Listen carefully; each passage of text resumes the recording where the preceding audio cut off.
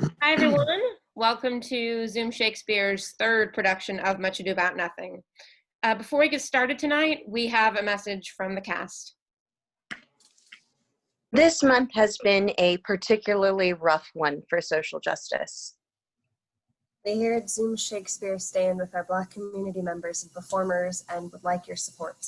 So please, even if it's only $5, consider donating to Black Lives Matter following the link on the video description.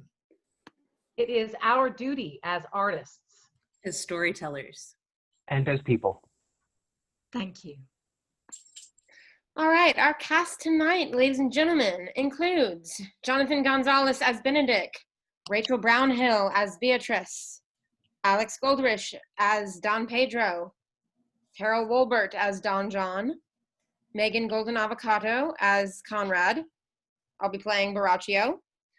Christian Peck as Claudio, Summer Nogebauer as Hero, Bob Galley as Leonato, Kathy Plum as Antonio, Anna Kilger as Margaret, Nicole Nelson as Ursula, Seth Ramsey as Dogberry, Ian Mozzie as Friar Francis, Sandra Peck Ramsey as Vergis and Balthazar, Cece Gonzalez as Boy, Messenger, and First Watchman, Jeff Dorman as Sexton, and Ann Livingston as First Watchman.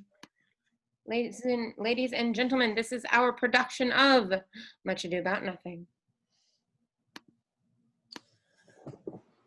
I learn in this letter that Don Pedro of Aragon comes this night to Messina.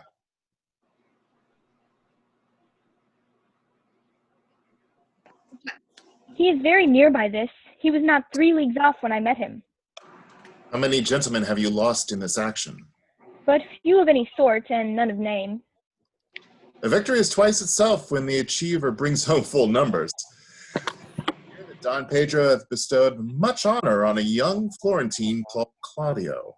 Much deserved on his part, and equally remembered by Don Pedro. He hath borne himself beyond the promise of his age, doing in the figure of a lamb the feats of a lion. He hath indeed bettered expectation than you must expect of me to tell you how. He hath an uncle here in Messina who will be very much glad of it. I have already delivered him letters, and there appears to be much joy in him, even so much that joy could not show itself modest enough without a badge of bitterness. Did he break out into tears? In great measure. Kind overflow of kindness. There are no faces truer than those that are so washed. How much better is it to weep at joy than to joy at weeping? I pray you, is Senor Mountown to return from the wars or no? I know none of that name, lady. There was none such in the army of any sort. What is he that you ask for, niece? My cousin means Signor Benedict of Padua. Oh, he's returned, and as pleasant as he ever was. He set up his hills here in Messina and challenged Cupid at the flight. And my uncle's fool, reading the challenge, subscribed for Cupid and challenged him at the bird box. I pray you, how many have they killed and eaten in these wars? And how many have they killed? For indeed I promise to eat all of his killing. Faith, niece, you tax Signor Benedict too much. But he'll be meet with you, I doubt it not. He hath done good service, lady, in these wars. You had musty victual, and he hath hope to eat it. He is a very valiant trenchman. He hath an excellent stomach. And a good soldier, too, lady. And a good soldier to a lady? But what is he to a lord? A lord to a lord, a man to a man, stuffed with all honorable virtues. It is so indeed. He is no less than a stuffed man. But for the stuffing, well, we are all mortal. You must not, sir, mistake my niece. A merry war betwixt Signor Benedict and her. They never meet, but there's a skirmish of wit between them.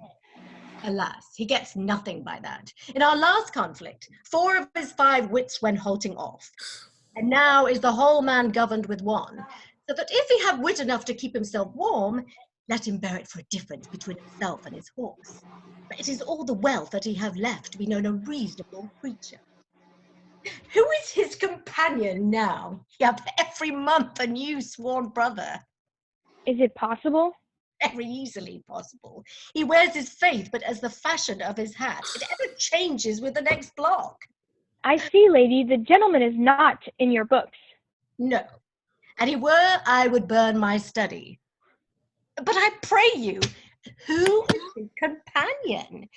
Is there no young square that will make roads with him to the devil? He is most in the company of the right noble Claudio. Oh, salt. He'll hang upon him like a disease. He is sooner caught than the pestilence, and the taker runs presently mad. Oh, God help the noble Claudio. If he have caught the Benedict, it will cost him 1,000 pounds ere he be cured. I will hold friends with you, lady. Adieu, good friend. You will never run mad, niece. No, not till a hot January.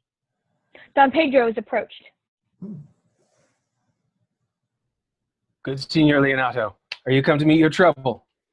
The fashion of the world is to avoid costume, you encounter it. Never came trouble to my house in the likeness of your grace. For trouble being gone, comfort should remain. Depart from me, sorrow abides. Happiness takes its leave. You embrace your charge too willingly. I think this is your daughter. Her mother hath many times told me so. Were you in doubt, sir, when you asked her? Signor Benedict, no, for then you were a child. You haven't fooled Benedict. We may guess by this what you are, being a man. Truly the lady fathers herself. Be happy, lady, for you are like an honorable father. If Signor Leonato be her father, she would not have his head on her shoulders, for all Messina as like him as she is. I wonder that you will still be talking, Signor Benedict. Nobody marks you. What, my dear Lady Disdain? Living? Is it possible Disdain should die while she had such meat food to feed it as Signor Benedict? Courtesy itself must convert to disdain if you come in her presence. Then is courtesy a turncoat. But it is certain that I am loved of all ladies. Only you excepted, and I would I could find it in my heart that I had not a hard heart, for truly I love none. A dear happiness to women. They would else have been troubled with a pernicious suitor. Oh, I thank God of my cold blood I am of your humor for that. I would rather hear my dog bark at a crow than a man swear he loves me. God keep your ladyship in that mind. So some gentleman or other shall escape a predestinate scratched face. Scratching could not make it worse, and 'twas such a face as yours were. Well, you are a rare parrot teacher. A bird of my tongue is better than a beast of yours. I would my horse had the speed of your tongue, and so good a continuer. But keep your way in God's name, for I have done. You always end with a jade's trick. I know you of old. That is the sum of all, Leonato. Signor Claudio and Signor Benedict, my dear friend Leonato hath invited you all. I tell him we shall stay here at the least a month, and he heartily prays some occasion may detain us longer. I dare swear he is no hypocrite, but prays from his heart. If you swear, my lord, you shall not be forsworn. Let me bid you welcome, my lord. Being to the prince your brother, I owe you all duty. I thank you. I am not of many words, but I thank you. Please let your grace lead on. Your hand, Leonato. We will go together.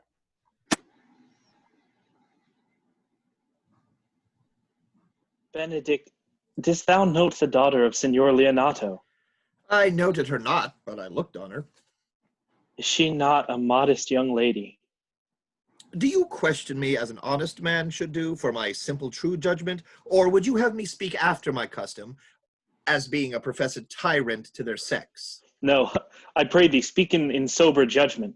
Why, in faith, methinks she's too low for a high praise, too scorched for a fair praise, and too little for a great praise.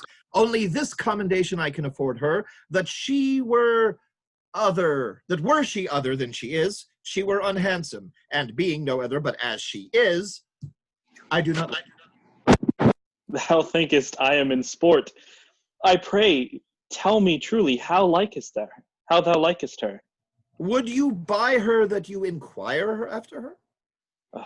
Can the world buy such a jewel? Yea, and a case to put it in, too. But speak you this with a sad brow, or do you play the flouting jack to tell us Cupid is a good hair finder, and a Vulcan a rare carpenter? Come, in what key shall a man take you to go in the song? In mine eye, she is the sweetest lady that ever I looked on. I can see yet without spectacles, and I see no such matter. There's her cousin, if she were not possessed with a fury, exceeds her as much in beauty as the 1st of May doth the last of December. But I hope you have no intent to turn husband, have you? I would scarce trust myself, though I had sworn the contrary, if Hero would be my wife. Is it come to this? In faith, hath not the world one man, but he will wear his cap with suspicion? Shall I never see a bachelor of 80 again? Go to, in faith. If thou wilt needs thrust thy neck into a yoke, wear the print of it, and sigh away Sundays. Oh, look, Don Pedro has returned to seek you. What secret hath held you here, that you followed not to Leonato's? I would your grace would constrain me to tell. I charge thee on thy allegiance. You hear, Count Claudio, I can be as secret as a dumb man.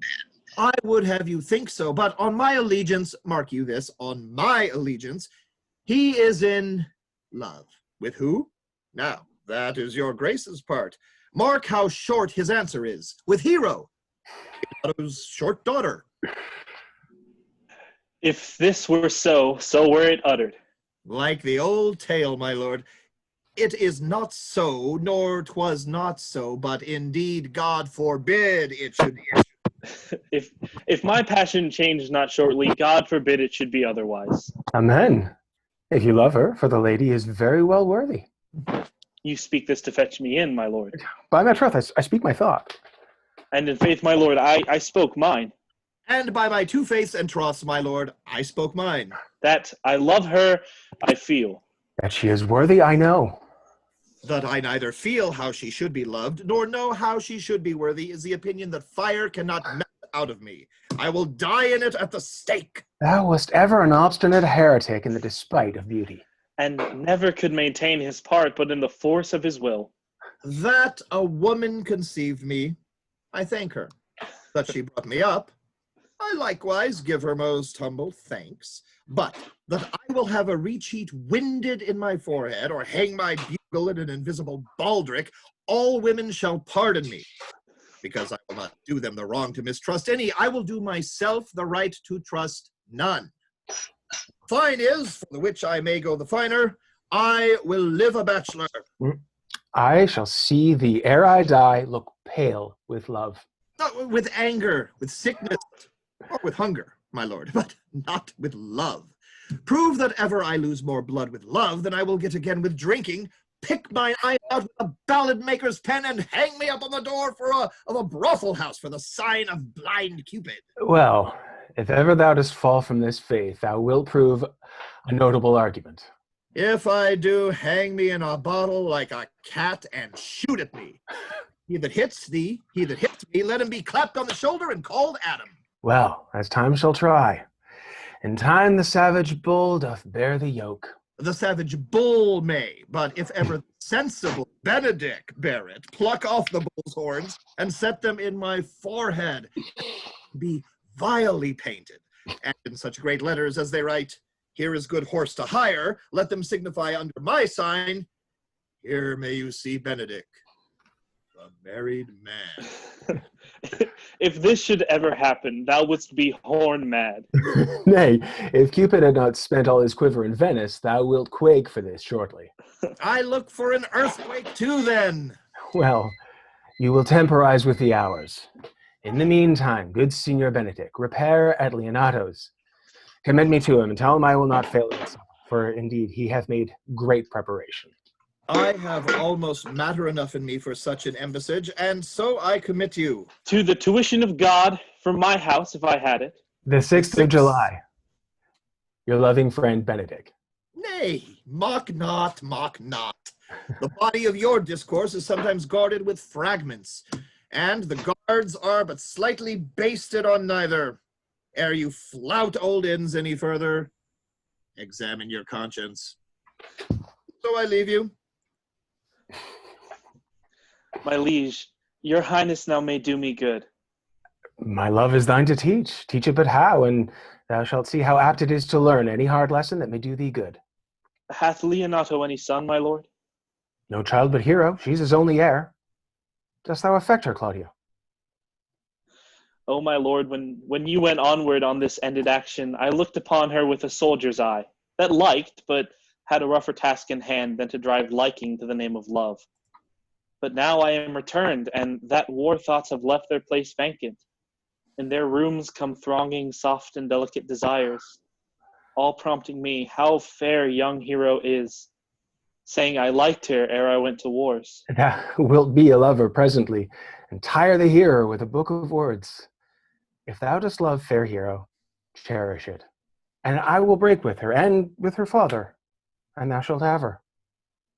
'Twas not to this end that thou beganst to twist so fine a story. How sweetly you do minister to love, that knows love's grief by his complexion. But lest my liking might too sudden seem, I would have solved it with a longer treatise. What need the bridge much broader than the flood? The fairest grant is the necessity. Look what will serve is fit. 'Tis once thou lovest, and I will fit thee with the remedy. I know we shall have reveling tonight. I will assume thy part in some disguise, and tell fair Hero I am Claudio, and in her bosom I'll unclasp my heart and take her hearing prisoner with the force and strong encounter of my amorous tale. Then after to her father will I break, and the conclusion is she shall be thine. In practice, let us put it presently.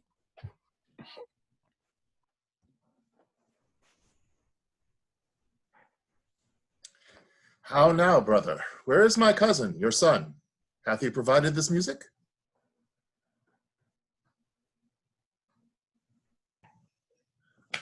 He's very busy about it, but, brother, I can tell you strange news that you yet dreamt not of.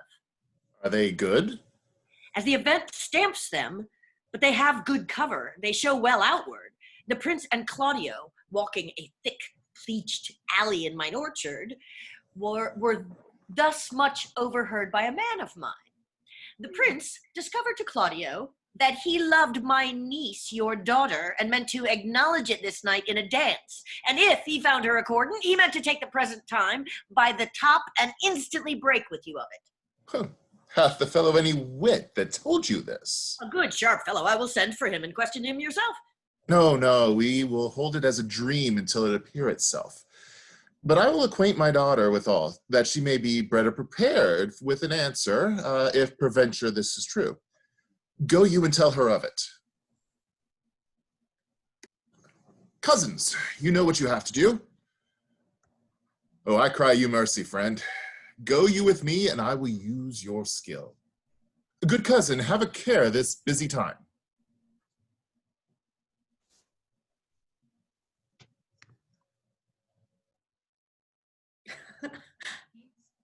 What the good year, my lord? Why are you thus out of measure sad? There is no measure in the occasion that breathes. Therefore, the sadness is without limit. You should hear reason. And when I have heard it, what blessing brings it? If not a present remedy, at least a patient sufferance. I wonder that thou, being, as thou sayest thou art, born under Saturn, goest about to apply a moral medicine to a mortifying mischief. I cannot hide what I am. I must be sad when I have cause, and smile at no man's jests, eat when I have stomach, and wait for no man's leisure, sleep when I am drowsy, and tend on no man's business, laugh when I am merry, and claw no man in his humor. Yea, but you must not make the full show of this till you may do it with controlment. You have of late stood out against your brother, and he hath ta'en you newly into his grace, where it is impossible you should take true root, but by the fair weather that you make yourself.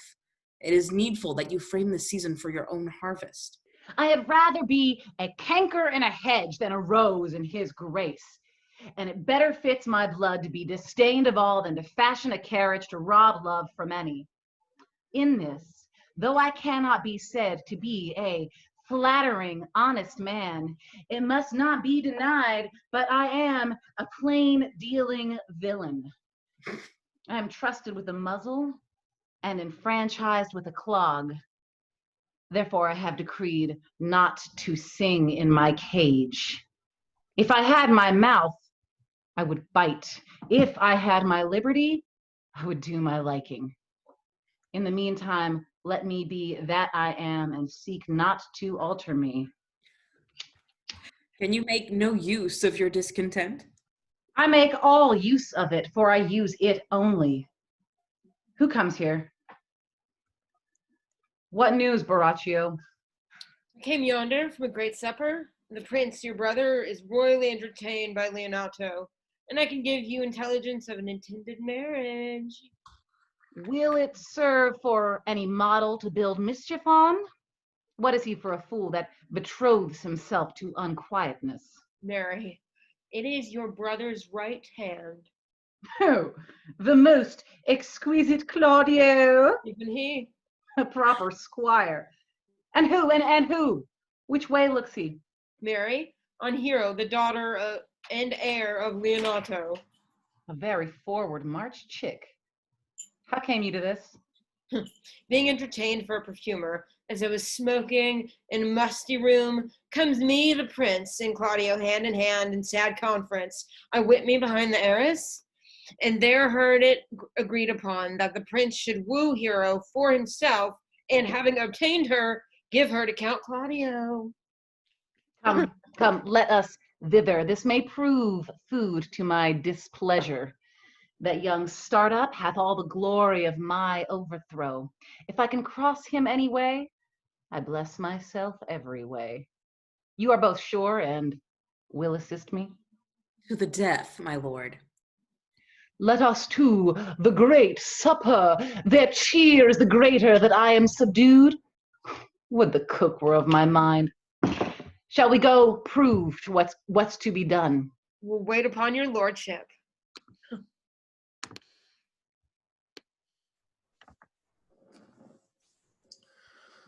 Was not Count John here at supper? I saw him not. How tartly that gentleman looks. I can never see him, but I'm heartburned an hour after. He is of a very melancholy disposition. He were an excellent man that were made just in the midway between him and Benedick. The one is too like an image and says nothing, and the other too like my lady's eldest son, evermore tattling. Then half Signor Benedict's tongue in Count John's mouth, and half Count John's melancholy in Signor Benedict's face? With a good leg.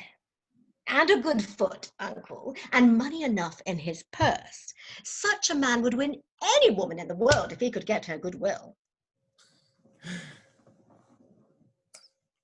By my troth, niece, thou wilt never get thee a husband if thou be so shrewd of thy tongue. In faith, she is too cursed. Too cursed is more than cursed. I shall lessen God's sending that way, for it is said, God sends a cursed cow short horns, but to a cow too cursed, he sends none. So by being too cursed, God will send you no horns. Just, if he send me no husband, for the which blessing I am at him upon my knees every morning and evening. Lord, I could not endure a husband with a beard on his face. I had rather lie in the woolen. You might light upon a husband that hath no beard. What should I do with him?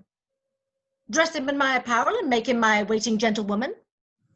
He that hath a beard is more than a youth, and he that hath no beard is less than a man. And he that is more than a youth is not for me, and he that is less than a man, I am not for him. Therefore I will even take 6 months in earnest of the barehead, and lead his apes into hell. Well then, go you into hell? No, but to the gate, and there will the devil meet me like an old cockle with horns on his head and say, "Get you to heaven, Beatrice, get you to heaven. There's no place for you maids." So deliver I up my apes and away to St. Peter. For the heavens, he shows me where the bachelors sit, and there live we as merry as the day is long. Well, niece, I trust you will be ruled by your father. Yes, Faith, it is my cousin's duty to make curtsy and say, "Father, as it please you."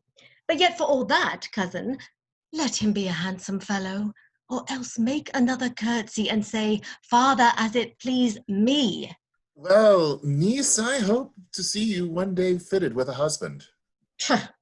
Not till God make man of some other metal than earth. Would it not grieve a woman to be overmastered with a piece of valiant dust? To make an account of her life to a clod of wayward marl? No, uncle, I'll none. Adam's sons are my brethren, and truly I hold it a sin to match in my kindred. Daughter, remember what I told you. If the prince do solicit you in that kind, you know your answer. The fault will be in the music, cousin, if you be not wooed in good time. If the prince be too important, tell him there is measure in everything, and so dance out the answer. For hear me, hero, wooing, wedding, and repenting is as a Scotch jig, a measure and a sync pace. The fursuit is hot and hasty like a Scotch jig, and full as fantastical. The wedding, manly modest as a measure, full of state and ancientry.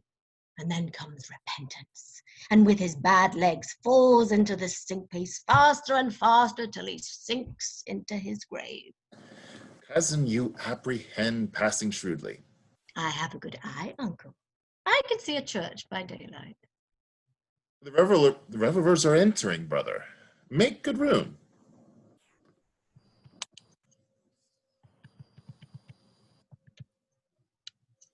Lady, will you walk about with your friend? So you walk softly and look sweetly and say nothing. I'm yours for the walk, and especially when I walk away. With me in your company. I may say so when I please, And when please you to say so? when I like your favor. For God defends the lute should be like the case. My visor is Philemon's roof. Within the house is Jove. Why, then your visor should be thatched. Speak low if you speak love. Well, I would you did like me.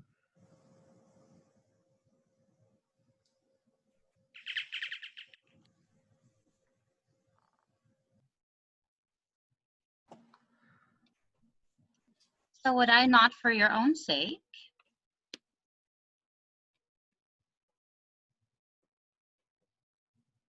For I have many ill qualities. Which is one? I say my prayers out loud. I love you better, the hearers may cry.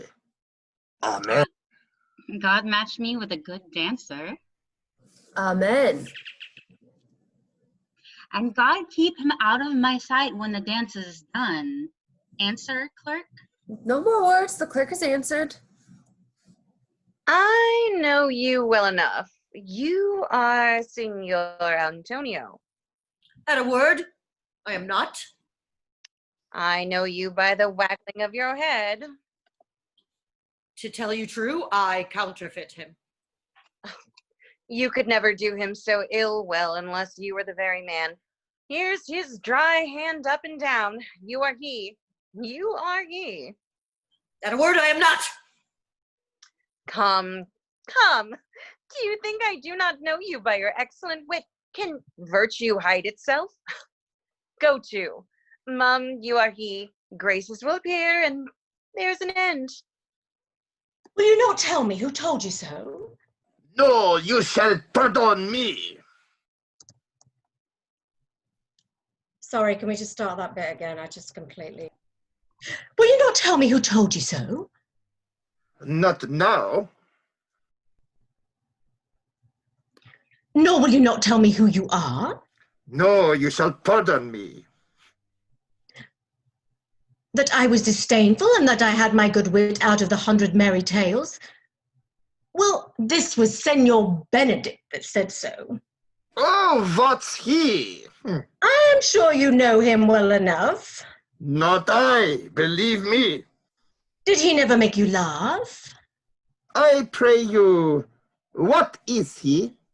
Why, he is the prince's jester, a very dull fool. His only gift is in devising impossible slanders. None but libertines delight in him, and the commendation is not in his wit, but in his villainy. For he both pleases men and angers them, and then they laugh at him and beat him. I am sure he is in the fleet. I would he had boarded me. When I know the gentleman, I'll tell him what you say. Do! He'll but break a comparison or two on me, which peradventure not marked or not laughed at, strikes him into melancholy. And then there's a partridge wing saved, for the fool will eat no supper that night. We must follow the leaders. In every good thing. Nay, if they lead you any ill, I will leave them at the next turning.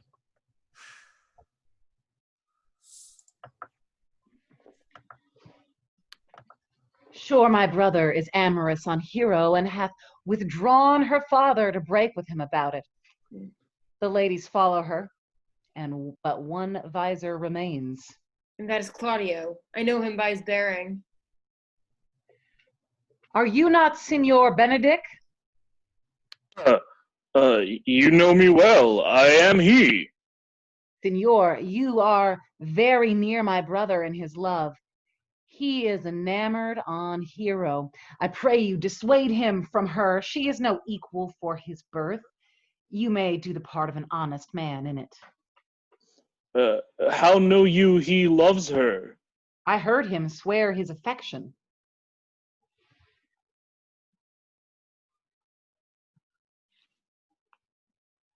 And so did Baraccio. Yeah, I wonder if somebody else did. So did I. And he swore he would marry her tonight. Come, let us to the banquet.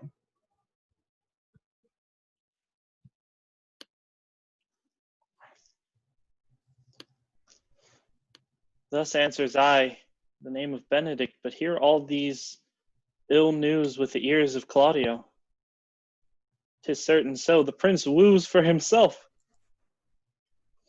Friendship is constant in all other things, save in the office and affairs of love. Therefore, all hearts in love use their own tongues.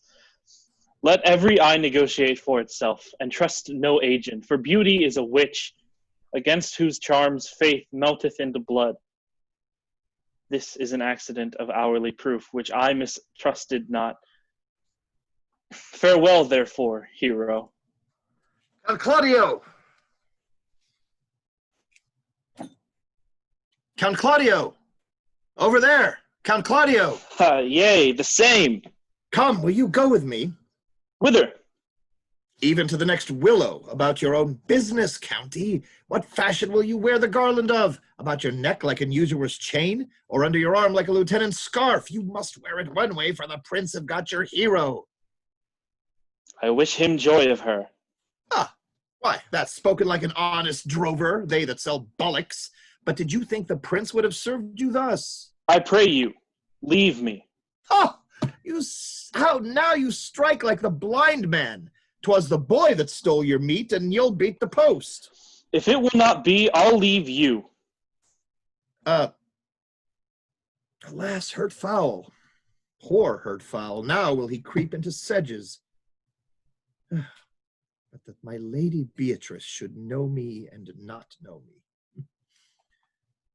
The prince's fool. Ha! It may be that I go under that title because I am merry. Yea, but so I am apt to do myself wrong. I am not so reputed. It is the base, though bitter disposition of Beatrice that puts the world into her person and so gives me out. Well, I'll be revenged as I may. Now, Signor, where's the Count? Did you see him?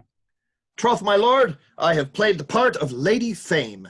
I found him here as melancholy as a lodge in a warren. I told him, and I think I told him true, that your grace had got the goodwill of this young lady, and I offered him my company to a willow tree, either to make him a garland as being forsaken, or to bind him up a rod as being worthy to be whipped. To be whipped? What's his fault? The flat transgression of a schoolboy who, being overjoyed with finding a bird's nest, shows it his companion, and he steals it. Wilt thou make trust a transgression? The transgression is in the stealer. Yet it had not been amiss. The rod had been made, and the garland too. For the garland he might have worn himself, and the rod he might have bestowed on you, who, as I take it, have stolen his bird's nest. I will but teach them to sing and restore them to the owner. If their singing answer your saying, by my faith, you say honestly. The lady Beatrice hath a quarrel to you. Well, the gentleman that danced with her told her she is much wronged by you. Oh, she misused me past the endurance of an oak, but with one green leaf on it would have answered her. My very visor began to assume life and scold with her. She told me, not thinking I had been myself, that I was the prince's jester.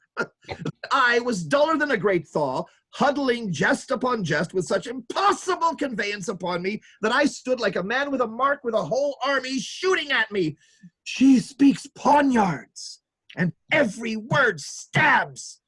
If her breath were as terrible as her terminations, there were no living near her. She would infect to the North Star. I would not marry her, though she were endowed with all that Adam had left him before he transgressed. She would have made Hercules turn spit, yea, and have cleft his club to make the fire too. Come, talk not of her.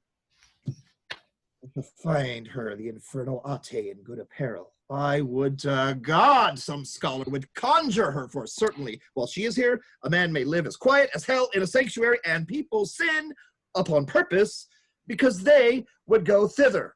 So indeed, all disquiet, horror, and perturbation follows her. Look, here she comes.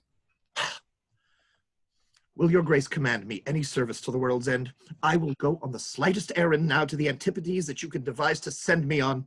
I will fetch a toothpick now from the furthest inch of India or Asia, bring you the length of Prester John's foot, fetch you a hair off the great Cham's beard, do you any embassage to the pygmies, rather than hold 3 words conference with this harpy. You've no employment for me?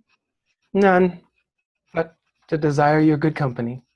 Oh, God, sir, here's a dish I love not. I cannot endure my lady tongue. Come, lady, come. You have lost the heart of Signor Benedick. Indeed, my lord. He lent it me a while, and I gave him use for it. A double heart for his single one. Marry, once before he won it at me with false dice.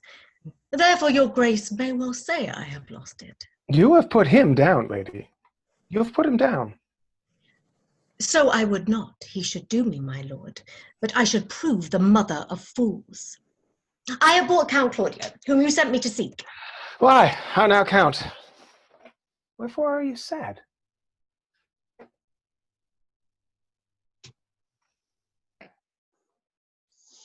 Not sad, my lord. How then? Sick? Neither, my lord. The Count is neither sad, nor sick, nor merry, nor well, but civil, Count. Civil as an orange, and something of that jealous complexion. Faith, lady, I think your blazon to be true, though I'll be sworn if he be so, his conceit is false. Here, Claudio, I have wooed in thy name, and their hero is won. I have broke with her father, and his goodwill obtained. Name the day of marriage, and God give thee joy. Count, take of me my daughter, and with her my fortunes. His grace have made the match, and all grace say amen to it. Speak, Count, 'tis your cue. Silence is the perfectest herald of joy. I were but little happy if I could say how much. Lady, as you are mine, I am yours. I give myself for you and dote upon the exchange. Speak, cousin, or if you cannot, stop his mouth with a kiss, and let not him speak neither. In faith, lady, you have a merry heart. Yea, my lord, I think it, poor fool. It keeps on the windy side of care. My cousin tells him in his ear that he is in her heart. And so she doth, cousin. Good Lord for alliance. Thus goes everyone to the world but I, and I am sunburnt. I may sit in a corner and cry, hey ho, for a husband. Lady Beatrice, I will get you one. I would rather have one of your father's getting. Have your grace ne'er a brother like you? Your father got excellent husbands, if a maid could come by them. Will you have me, lady? No, my lord, unless I might have another for working days. Your grace is too costly to wear every day. But I beseech your grace pardon me. I was born to speak all mirth and no matter. Your silence most offends me, and to be merry best becomes you, for out of question you were born in a merry hour. No, sure, my lord, my mother cried, but then there was a star dance, and under that was I born. Cousins, God give you joy. Niece, will you look to those things I told you of? I cry your mercy, uncle, by your grace's pardon. By my troth, pleasant-spirited lady. There's little of the melancholy element in her, my lord.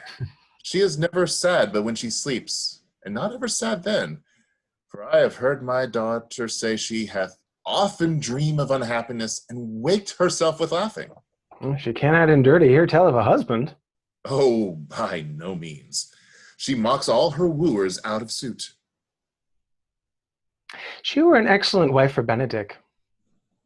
Oh, Lord, my lord, if they were but a week married, they would talk themselves mad. County Claudio, when mean you to go to church? Tomorrow, my lord. Time goes on crutches till love have all his rights.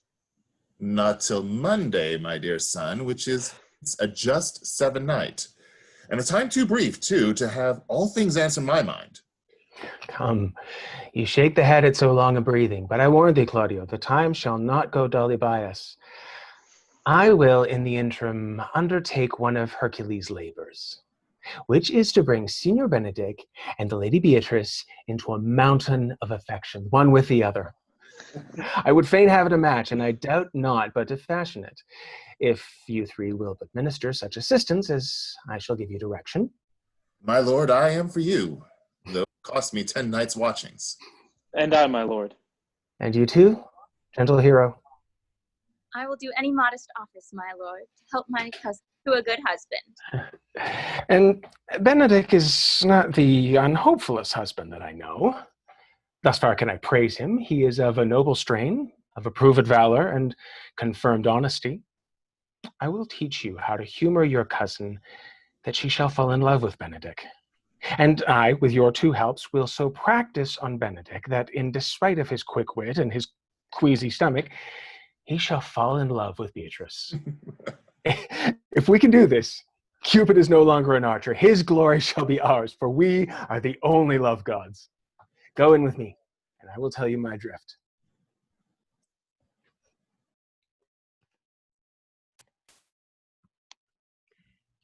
It is so.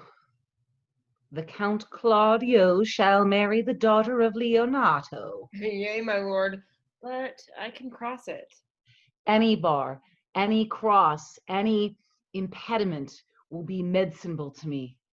I am sick in displeasure to him, and whatsoe'er comes athwart his affection ranges evenly with mine. How canst thou cross this marriage? Not honestly, my lord, but so covertly that no dishonesty shall appear in me. Show me briefly how. I think I told you, your lordship, a year since, how I am much in the favor of Margaret, the waiting gentlewoman to Hero. I remember. I can, at any unreasonable instant of the night, appoint her to look out her lady's chamber window.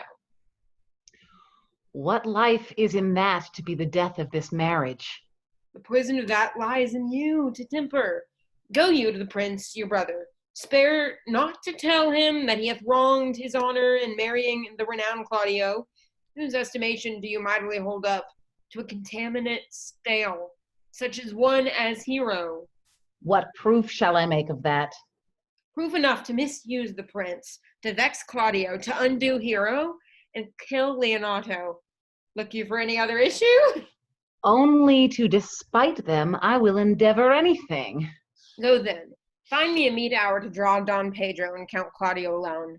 Tell them that you know that Hero loves me. Intend a kind of zeal both to the prince and Claudio, as in love of your brother's honor, who hath made his match, and his friend's reputation, who is thus like to be cozened with the semblance of a maid, that you have discovered thus. They will scarcely believe this without trial.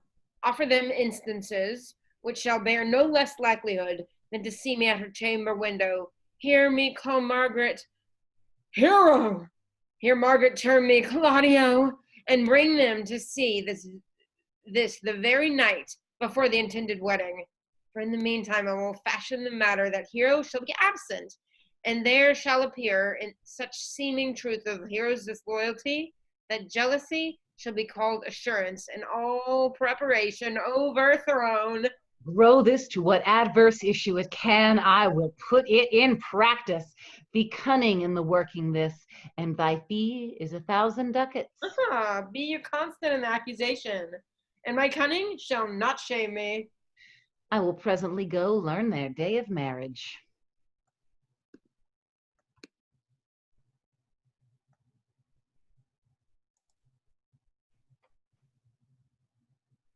Boy, Signor? in my chamber window lies a book. Bring it hither to me here in the orchard. I am here already, sir. I know that, but I would have thee hence and here again.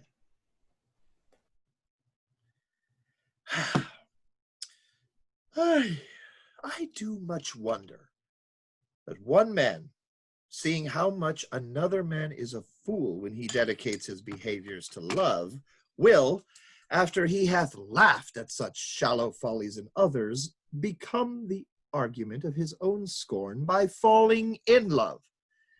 And such a man as Claudio, I have known when there was no music in him but the drum and the fife, and now he had rather hear the tabor and the pipe. I have known when he would have walked 10 miles afoot to see a good armor, and now he will lie 10 nights awake carving the fashion of a new doublet.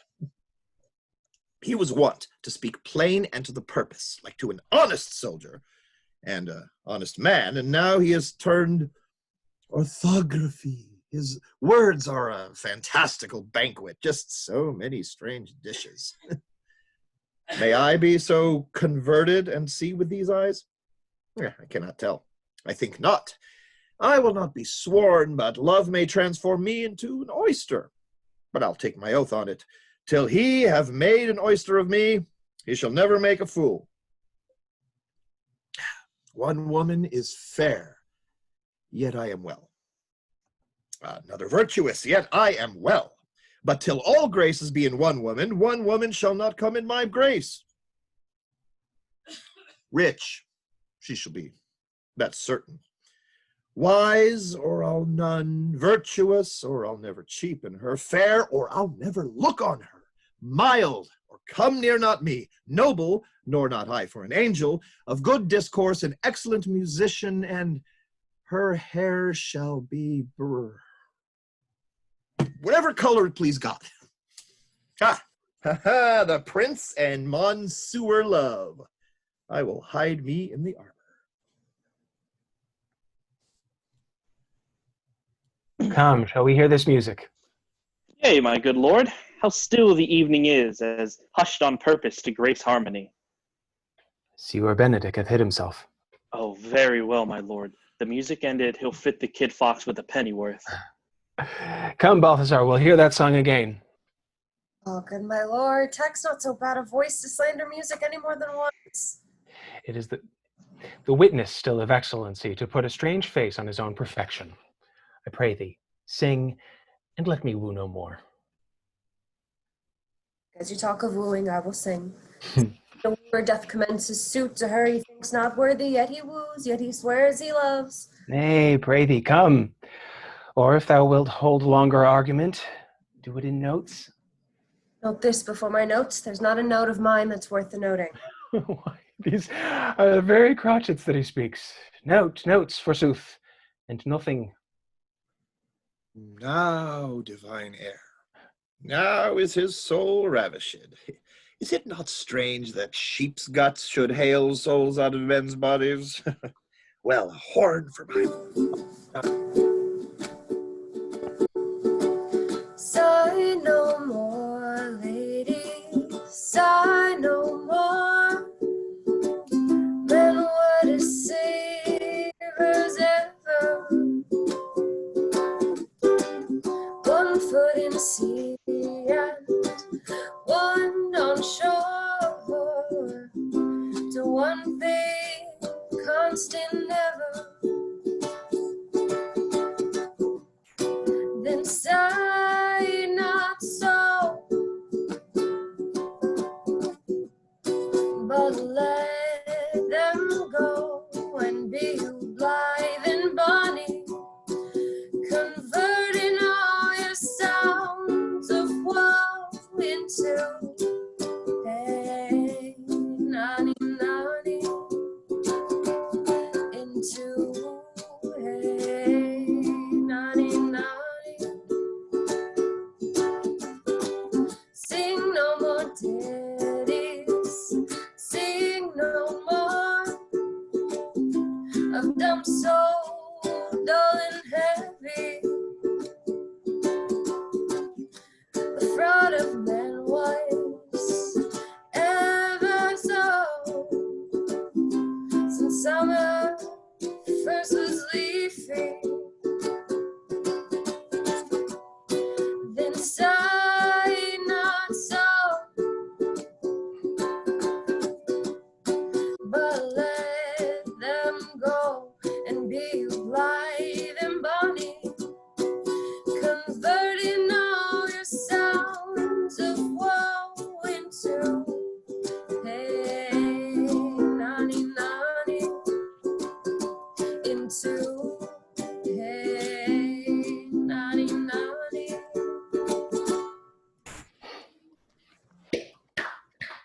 By my troth, a good song. And an ill singer, my lord. No, Faith, thou singst well enough for a shift. If he had been a dog that should have howled thus, they would have hanged him. But I pray God his bad voice bode no mischief. I had his leave have heard the night raven, come what plague could have come after it. Yea, Mary, dost thou hear, Balthazar? I pray thee get us some excellent music, for tomorrow night we would have it at the Lady Hero's chamber window. Best I can, my lord. Do so. Farewell. Come hither, Leonato.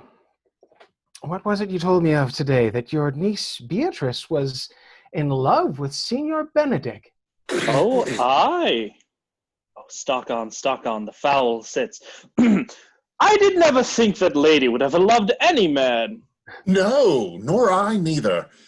But most wonderful that she should so dote on Signor Benedick, whom she hath in all outward behaviors seemed ever to abhor.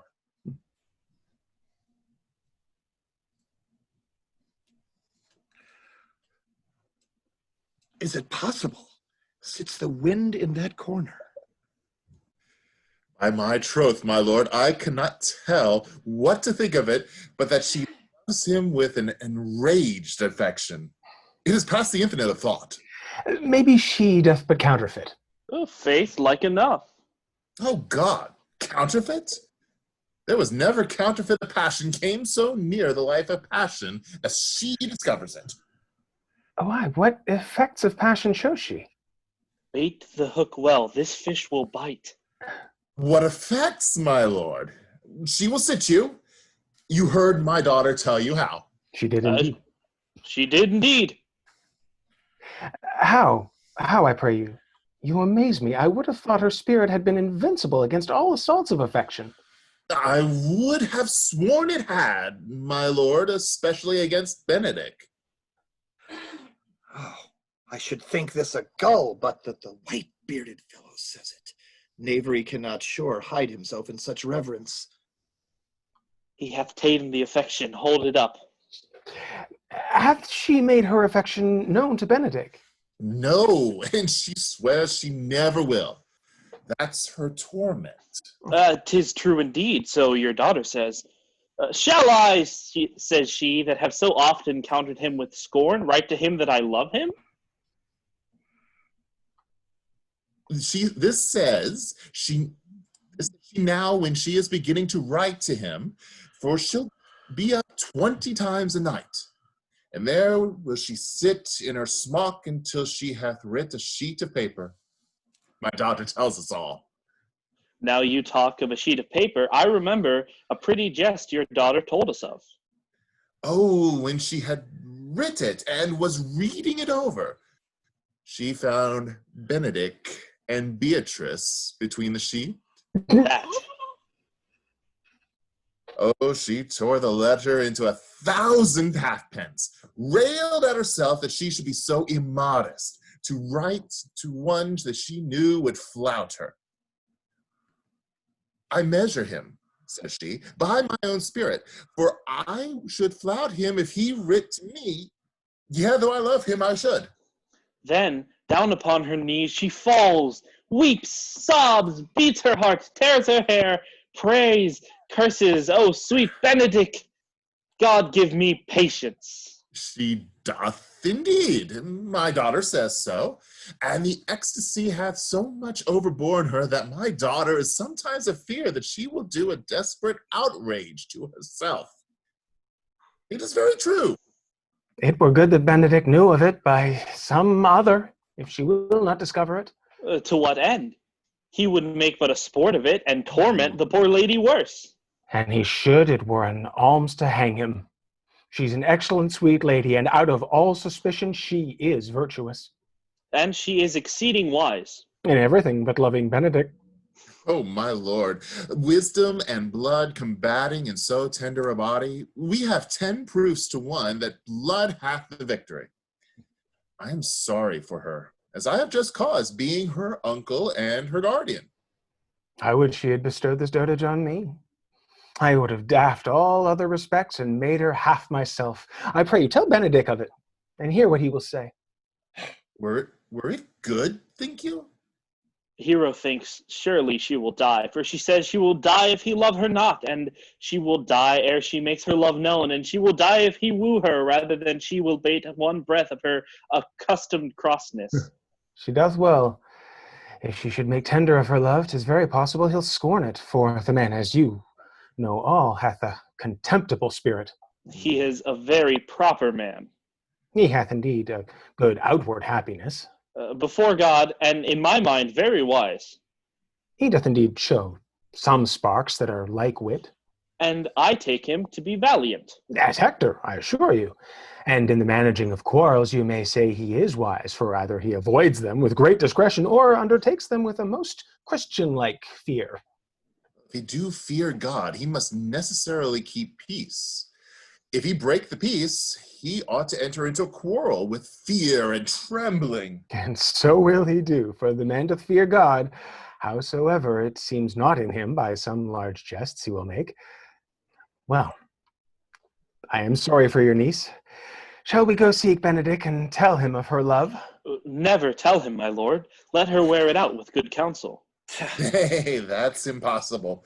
She may wear her heart out first. Well, we will hear further of it by your daughter. Let it cool the while. I love Benedick well, and I could wish he would modestly examine himself to see how much he is unworthy so good a lady. My lord, will you walk? Dinner is ready. If he do not dote on her upon this, I will never trust my expectation. Let there be the same net spread for her, and that must your daughter and her gentlewoman carry. The sport will be when they hold one an opinion of another's dotage, and no such matter. That's the scene that I would see, which will be merely a dumb show. Let us send her to call him. Let us send her to call him into dinner. This can be no trick. The conference was sadly born. They have the truth of this from Hero. They seem to pity the lady. It seems her affections have their full bent. Love me? Why? It must be requited. I hear how I am censured. They say I will bear myself proudly if I perceive the love come from her. They say, too, that she will rather die than give any sign of affection. I did never think to marry. I must not now seem proud. Oh, happy are they that hear their distractions, their detractions, and can put them to mending. They say the lady is fair. Oh, 'tis a truth. I can bear them witness. And virtuous. Oh, 'tis so. I can reprove it. And wise. But for loving me, so my troth. It is no addition to her wit, nor no great argument of her folly. For I will be horribly in love with her. I may chance have some odd quirks and remnants of wit broken on me because I have railed so long against marriage, but doth not the appetite alter? A man loves his meat in his youth that he cannot endure in his age. Shall quips and sentences and these paper bullets of the brain awe a man from the career of his humor? No! The world must be peopled. When I said I would die a bachelor, I did not think I would live till I were married. Here comes Beatrice. By this day she's a fair lady. I do spy some marks of love in her. Against my will, I am sent to bid you come in to dinner. Fair Beatrice. I thank you for your pains. I took no more pains for those thanks that you take pains to thank me. If it had been painful, I would not have come. You take pleasure, then, in the message? Yea, just so much as you may take upon a nice point and choke a day withal. You have no stomach, senor? Fare you well. Ha! Against my will, I am sent to bid you come in to dinner. There's a double meaning in that. I took no more pains for those thanks than you took pains to thank me.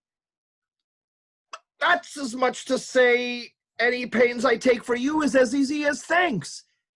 If I do not take pity of her, I am a villain.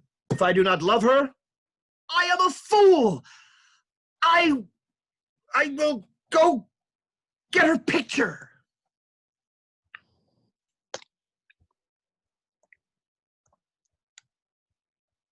Good Margaret, run thee to the parlor.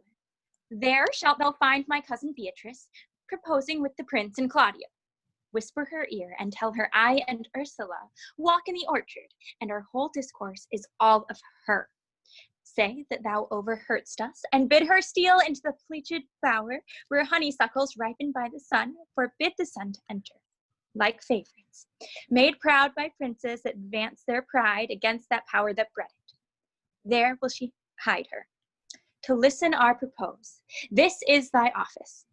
Fare thee well in it, and leave us alone. I'll make her come, I warrant you, presently. Now, Ursula, when Beatrice doth come, as we do trace this alley up and down, our talk must only be of Benedict. When I do name him, let it be thy part to praise him more than ever man did merit. My talk to thee must be how Benedict is sick in love with Beatrice.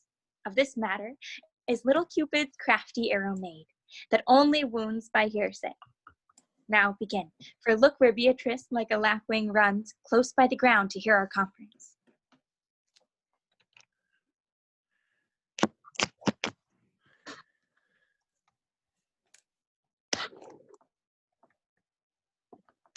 The pleasantest angling is to see the fish cut with her golden oars to silver stream, and greedily devour the treacherous bait.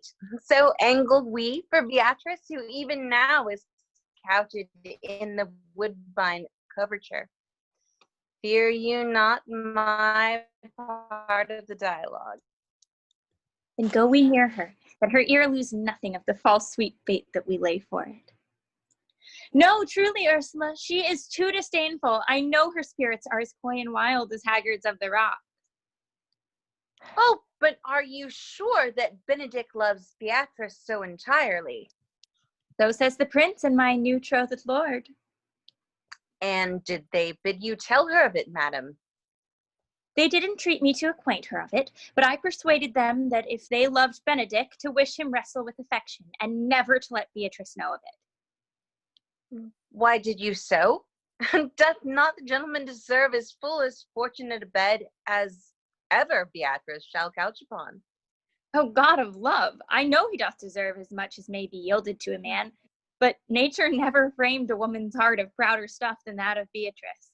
Disdain and scorn ride sparkling in her eyes, misprizing what they look on, and her wit values itself so highly that to her all matter else seems weak. She cannot love, nor take no shape, nor project of affection. She is so self-endeared. Sure, I think so, and therefore certainly it were not good she knew his love, lest she'll make sport of it. Why, you speak truth. I never yet saw a man, how wise, how noble, young, how rarely featured, but she would spell him backward. If fair-faced, she would swear the gentleman should be her sister. If black, why, nature, drawing of an antic, made a foul blot. If tall, a lance ill-headed. If low, an agate very vilely cut. If speaking, why, a vein blown with all winds. If silent, why, a block moved with none. So turns she every man the wrong side out, and never gives to truth and virtue that which simpleness and merit purchaseth. Sure, such carping is not commendable. No, not to be so odd and from all fashions as Beatrice, this cannot be commendable. But who dare tell her so? If I should speak, she would mock me into air. Oh, she would laugh me out of myself, press me to death with wit. Therefore, let Benedict, like covered fire, consume away in sighs, waste inwardly. It were a better death than die with mocks, which is as bad as die with tickling. Yet tell her of it. Hear what she will say. No, rather, I will go to Benedict and counsel him to fight against his passion. And truly I'll devise some honest slanders to stain my cousin with. One doth not know how much an ill word may empoison liking. Oh, do not do your cousin such a wrong. She cannot be so much without true judgment, having so swift and excellent a wit as she is prized to have, is to refute so rare a gentleman as Signor Benedict. He is the only man of Italy, always excepted my dear Claudio. I pray you, be not angry with me, madam. Speaking my fancy, Signor Benedict, for shape, for bearing, for argument and valor, goes foremost in report through Italy. Indeed, he hath an excellent good name. His excellence did earn it ere he had it. When are you married, madam? Why, every day. Tomorrow. Come, go in. I'll show thee some attires and have thy counsel which is the best to furnish me tomorrow. She's limed, I warrant you. We have caught her, madam. It proves so, then loving goes by haps. Some Cupid kills with arrows, and some with traps. Fire is in mine ears. Can this be true? Stand I condemned for pride and scorn so much? Contempt, farewell, and maiden pride adieu. No glory lies behind the back of such. And Benedict! Oh, love on, I will requite thee, taming my wild heart to thy loving hand. Oh, if thou dost love, my kindness shall incite thee to bind our loves up in a holy band. Others say thou dost deserve, and I believe it better than reportingly.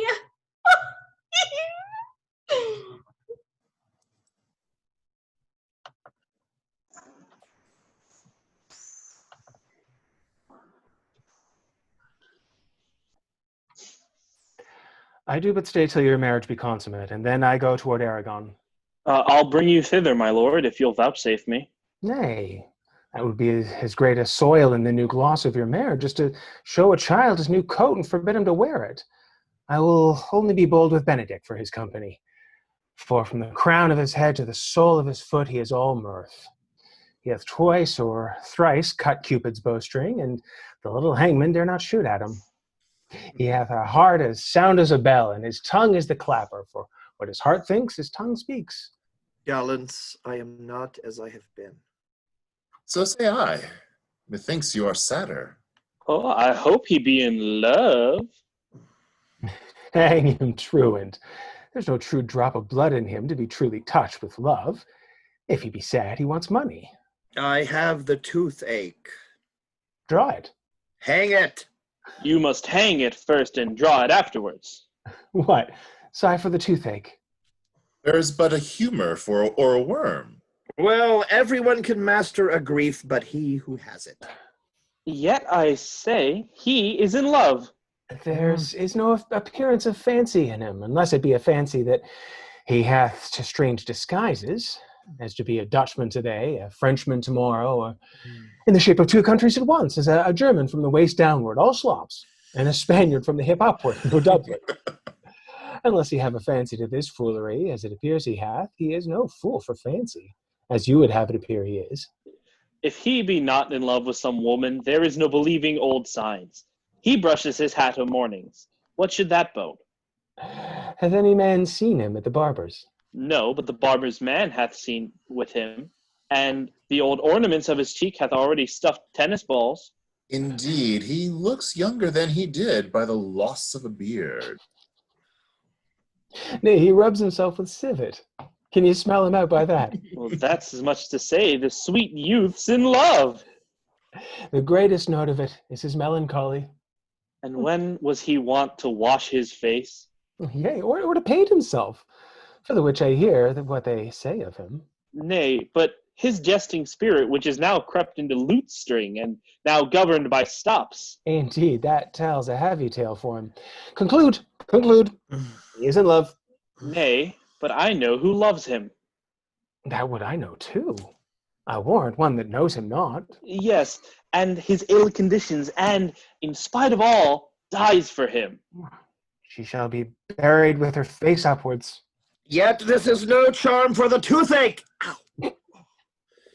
Old Signor, walk with me, aside with me. I have studied 8 or 9 wise words to speak to you, which these hobby horses must not hear.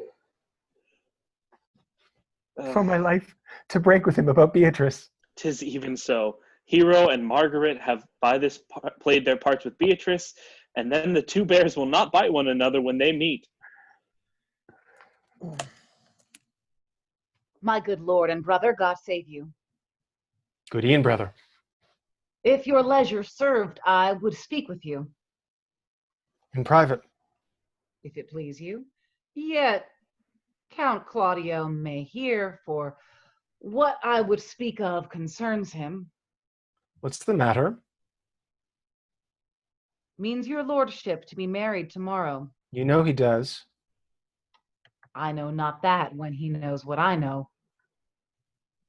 If there be any impudent, I pray you discover it. You may think I love you not. Let that appear hereafter, and aim better at me, by that I now will manifest. For my brother, I think he holds you well, and in dearness of heart hath hoped to effect your ensuing marriage. Surely suit ill spent and labor ill bestowed. Why? What's the matter?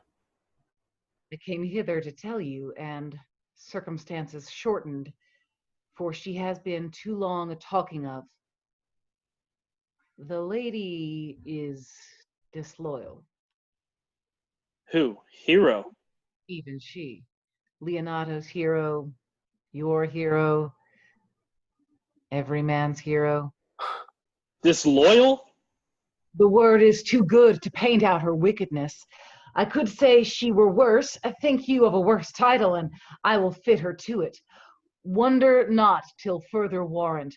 Go but with me tonight, and you shall see her chamber window entered even the night before her wedding day.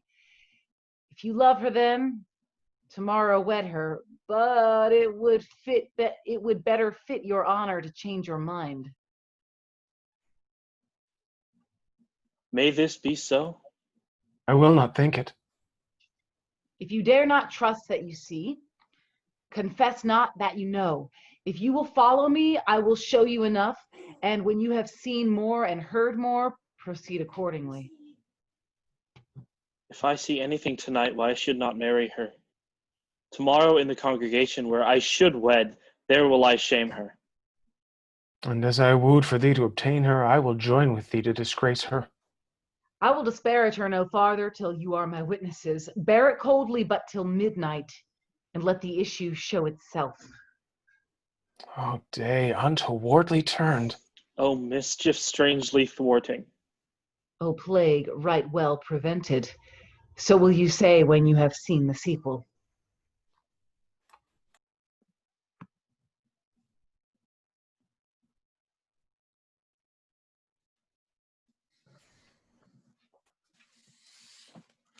Are you good men and true? Yeah? Those are a pity, but they should suffer salvation, body and soul. Nay, that were a punishment too good for them if they should have any allegiance in them, being chosen for the prince's watch. Well, give him their charge, neighbor Dogberry. First, who think you the most desertless man to be constable? Hugh Oatcake, sir, or George Seacole, for they can write and read. Come hither, neighbor Seacole. God hath blessed you with a good... Oh, you. All right, hold on just 1 second. Come hither, neighbor Seacole. God hath blessed you with a good name. To be a well-favored man is the gift of fortune, but to write and read comes by nature. Both of which, Master Constable? You have. I knew it would be your answer.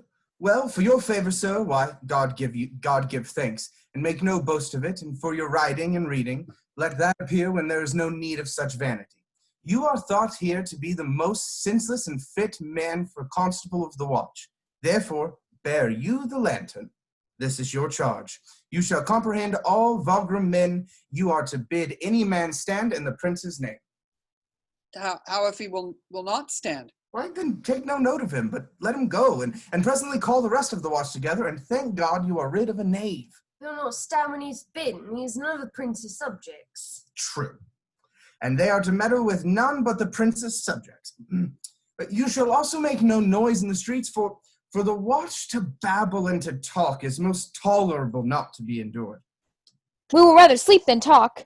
We know what belongs to a watch. Why, you speak like an ancient and most quiet watchman, for I cannot see how sleeping should offend. Only have a care that your bills not be stolen. Well, you are to call at the alehouses and bid those that are drunk get them to bed. How if they will not? Why then, let them alone till they are sober, and if they make you not then the better answer, you may say they are not the men you took them for. Well, sir.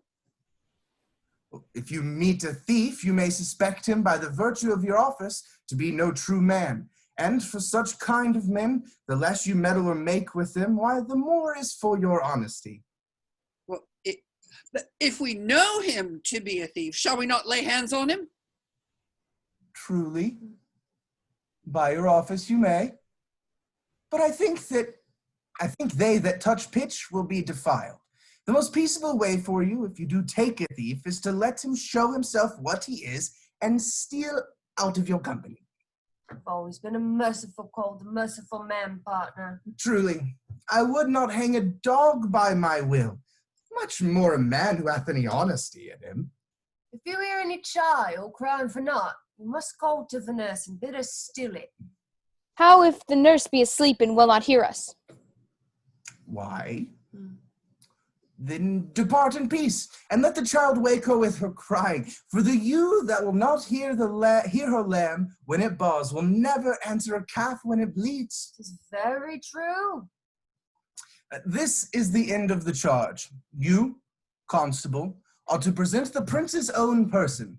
If you meet the prince in the night, you may stay him. Nay, but lady, I think it cannot. 5 shillings to 1 on it, and with any man that knows the statutes, he may stay him. Marry, not without the prince be willing, for indeed the watch ought offend no man, and it is an offence to stay a man against his will. Oh, lady, I think it be so. Well, masters, good night. And if there be any matter of the weight chances, call up me. Keep your fellows' counsels and your own. Good night. Come, neighbor. Well, masters, we hear our charge. Let us go sit here upon the church bench until 2. Then all to bed. One word more, honest neighbors, I pray. Watch about Signor Leonato's door, for the wedding being there tomorrow, there is a great coil tonight. Adieu. Be vigilant, I beseech.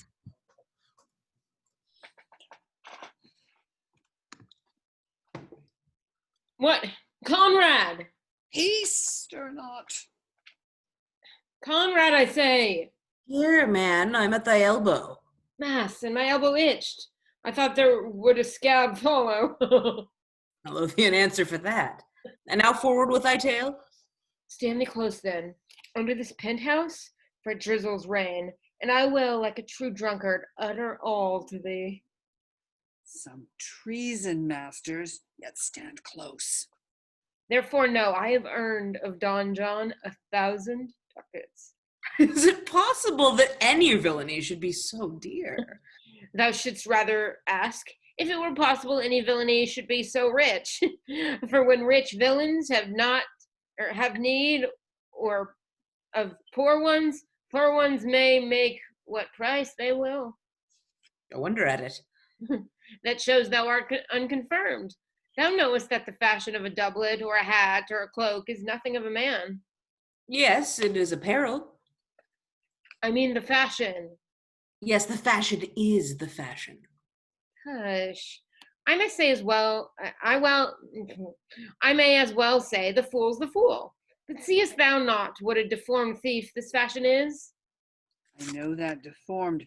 He has been a vile thief this 7 years. He goes up and down like a gentleman. I remember his name. Didst thou not hear somebody? No, 'twas the vane on the house. Seest thou not, I say, what a deformed thief this fashion is? How giddily he turns about. All the hot bloods between 14 and 5 and 30, sometimes fashioning them like Pharaoh's soldiers in the Ricci painting, sometimes like god bells, priests in the old church windows, sometimes like the shaven Hercules in the smirched worm-eaten tapestry, where his codpiece seems as massy as his club. All this I see, and I see that the fashion wears out more apparel than the man. But art not thou thyself getting with the fashion too, that thou hast shifted out of thy tale into telling me of the fashion? No, not so neither. But know that I have tonight wooed Margaret, the Lady Hero's gentlewoman, by the name of Hero. She leans out her mistress's chamber window, bids me 1,000 times good night. I tell this tale vilely. I should first tell thee how the Prince Claudio and my master, planted and placed and possessed by my master, Don John, saw far off in the orchards this amiable encounter. And thought they Margaret was Hero? 2 of them did, the Prince and Claudio, but the devil my master knew she was Margaret, and partly by his oaths which first possessed them, partly by the dark night which did conceive them, but chiefly by my villainy which did conform any slander that Don John had made. Away went Claudio in rage, swore that he would meet her as he was appointed next morning at the temple, and there, before the whole congregation, shame her with that, what he saw or, and send her home again without a husband. Oh. We charge you in the prince's name. Stand. Call up the right master constable. We have discovered here the most dangerous piece of lechery that was ever known in the Commonwealth. And one deformed is one of them. I know him. He wears a lock. Masters, You'll be made to bring deformed forth, I warrant you. Master, never speak, we charge you. Let us obey you to go with us. We're like to prove a goodly commodity being taken up of these men's bills. A commodity in question, I warrant you. Come, we'll obey you.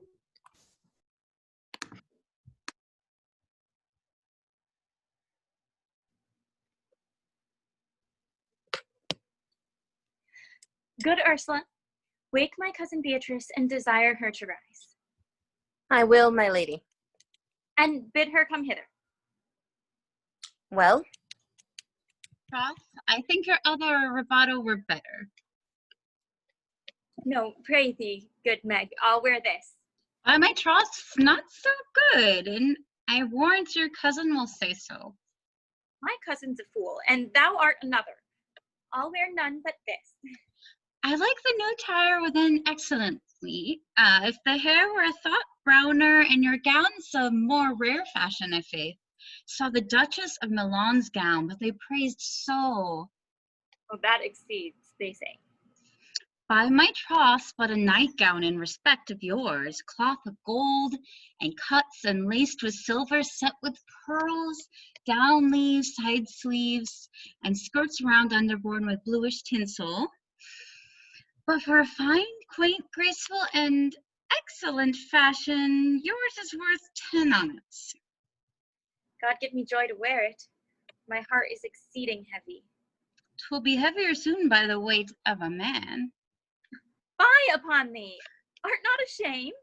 Of what, lady? Of speaking honorably? Is not marriage honorable in a beggar? Is not your lord honorable without marriage? I think you would have me say, saving your reverence, a husband, and bad thinking, do not rest true speaking. I'll offend nobody. Is there any harm in the heavier for a husband? None, I think, and if it be the right husband and the right wife, otherwise just light and not heavy. Ask my lady Beatrice else. Here she comes. Good morrow, coz. Good morrow, sweet hero. Why, how now? You speak sick tune?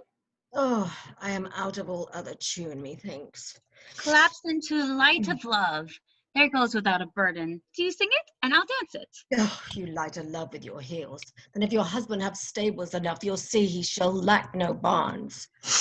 Oh, illegitimate construction. I scorn that with my heels. 'Tis almost 5 o'clock, cousin. 'Tis time you were ready.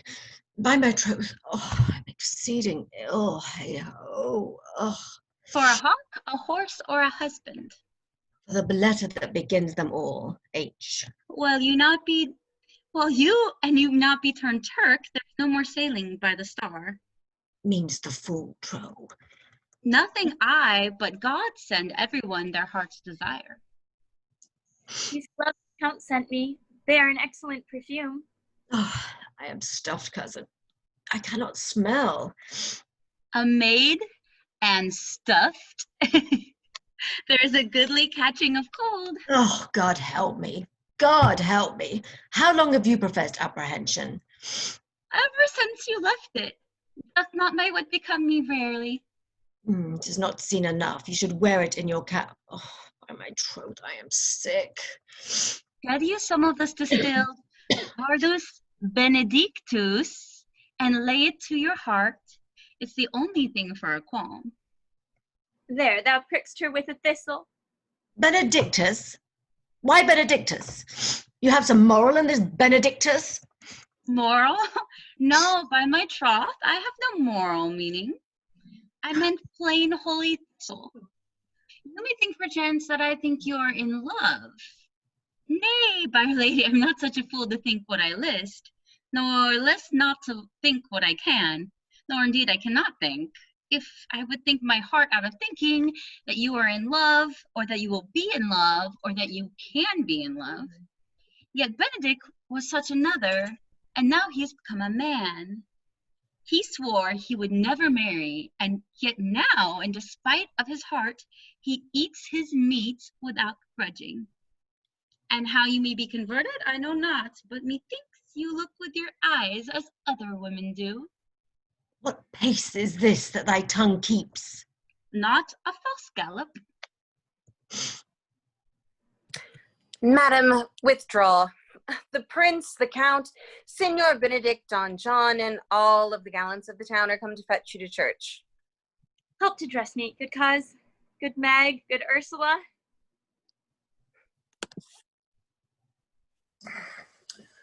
What would you do with me, honest neighbor?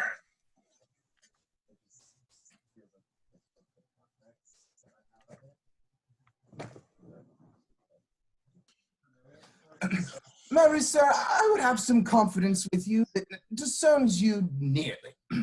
Brief, I pray you, for you see it is a busy time with me. Mary, it is, sir. Yes, if it is, sir. What is it, my good friends? Goodman Verges, sir, speaks a little off the matter. An old man, sir, and his words are not so blunt as, God help, I would desire they were, but in faith honest as the skin between his brows. Yeah, thank God I'm as honest as any man living. There's an old man who's no honester than I am. Comparisons are odorous, palabras, neighbor Verges. Neighbors, you are tedious. It pleases your worship to say so, but we are the poor duke's officers. But truly, for mine own part, if I was tedious as a king, I could find it in my heart to bestow it all on your worship. All thy tediousness on me, ah? Yea, and 'twere 1,000 pounds more than 'tis, for I hear as exclamation on your worship as any of a man in the city, and though I be but a poor man, I'm glad to hear it. So am I. I would fain know what you have to say. Mary, sir, our watch tonight, accepting your worship's presence, has taken a couple of as errant names as any in Messina.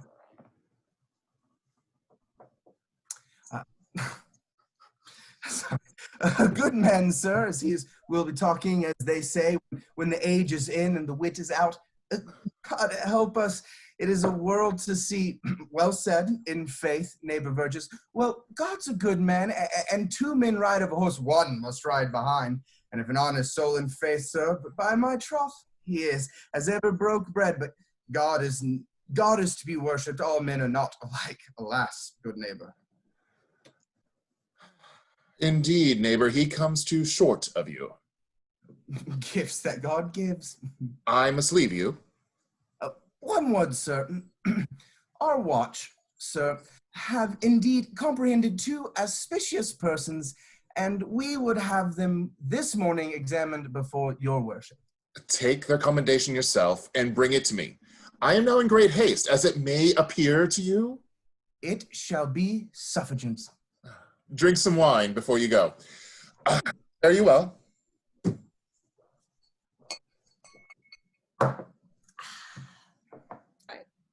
My lord, they stay for you to give your daughter to her husband. I'll wait upon them. I'm ready. Go, good partner, go. Get you to the Francis Seco. Bid him bring his pen and inkhorn to the jail. We are now to examination those men. We must do it wisely. We will spare for no wit.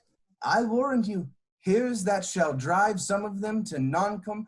Only get the learned writer to set down our excommunication and meet me at the jail.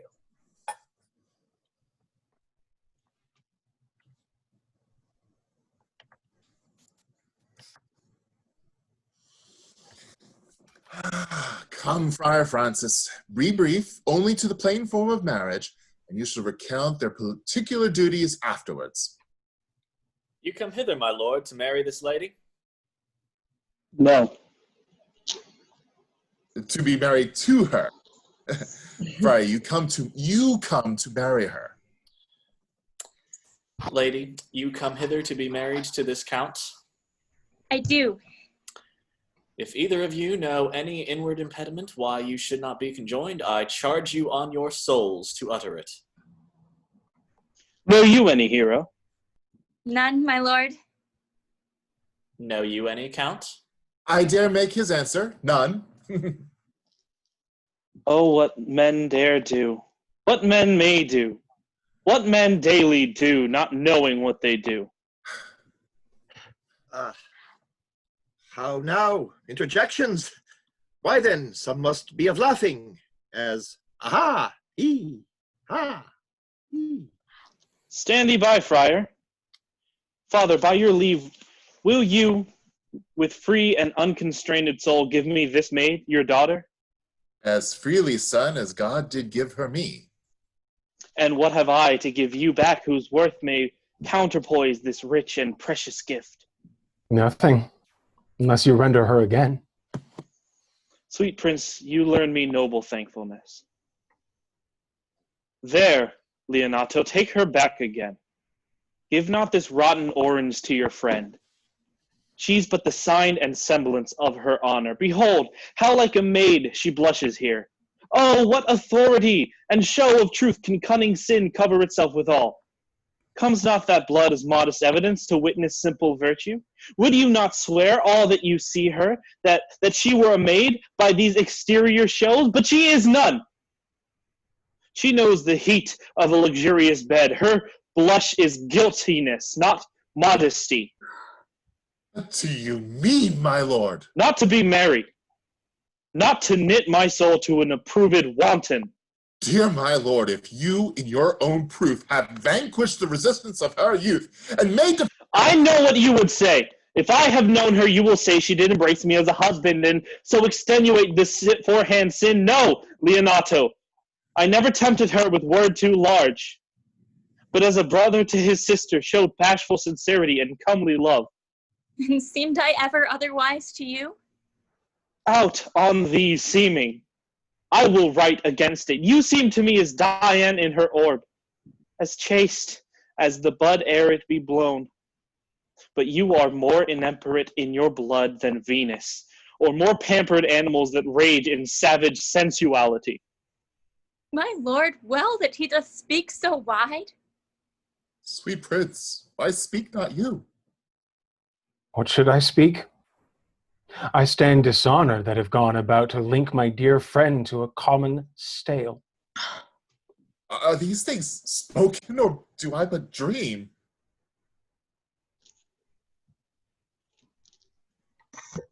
These things are true. Sir, they are spoken and these things are true. This looks not like a nuptial.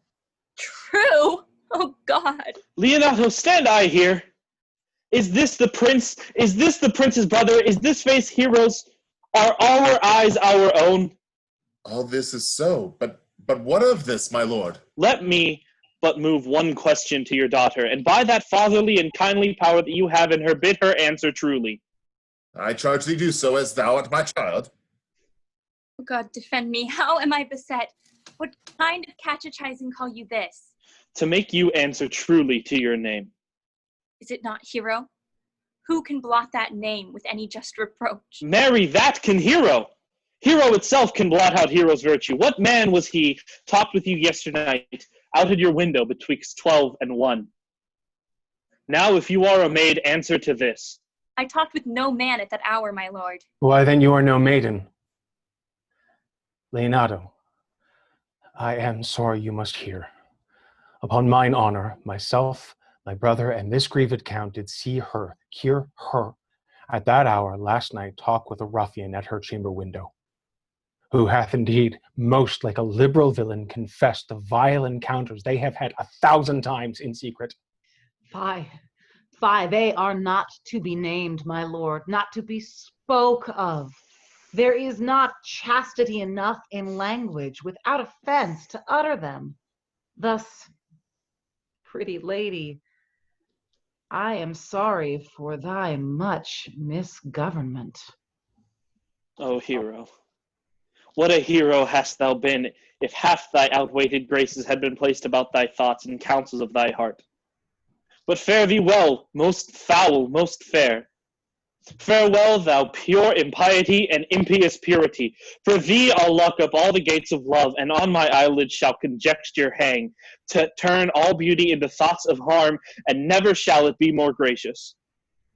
No man's dagger here a point for me? How now, cousin, why forsake you down? Come, let us go. These things come thus to light, smother her spirits up. How doth the lady? Oh, Dad, I think. Help, Uncle Hero! My hero! Uncle, Signor Benedict Friar! O fate, take not away thy heavy hand. Death is the fairest cover for her shame that may be wished for. Oh, no, cousin Hero! Have comfort, lady. Dost thou look up? Yea, wherefore should she not? Wherefore? Why not every earthly thing cry shame upon her? Could she here deny the story that is printed in her blood? Do not live, hero. Do not ope thine eyes.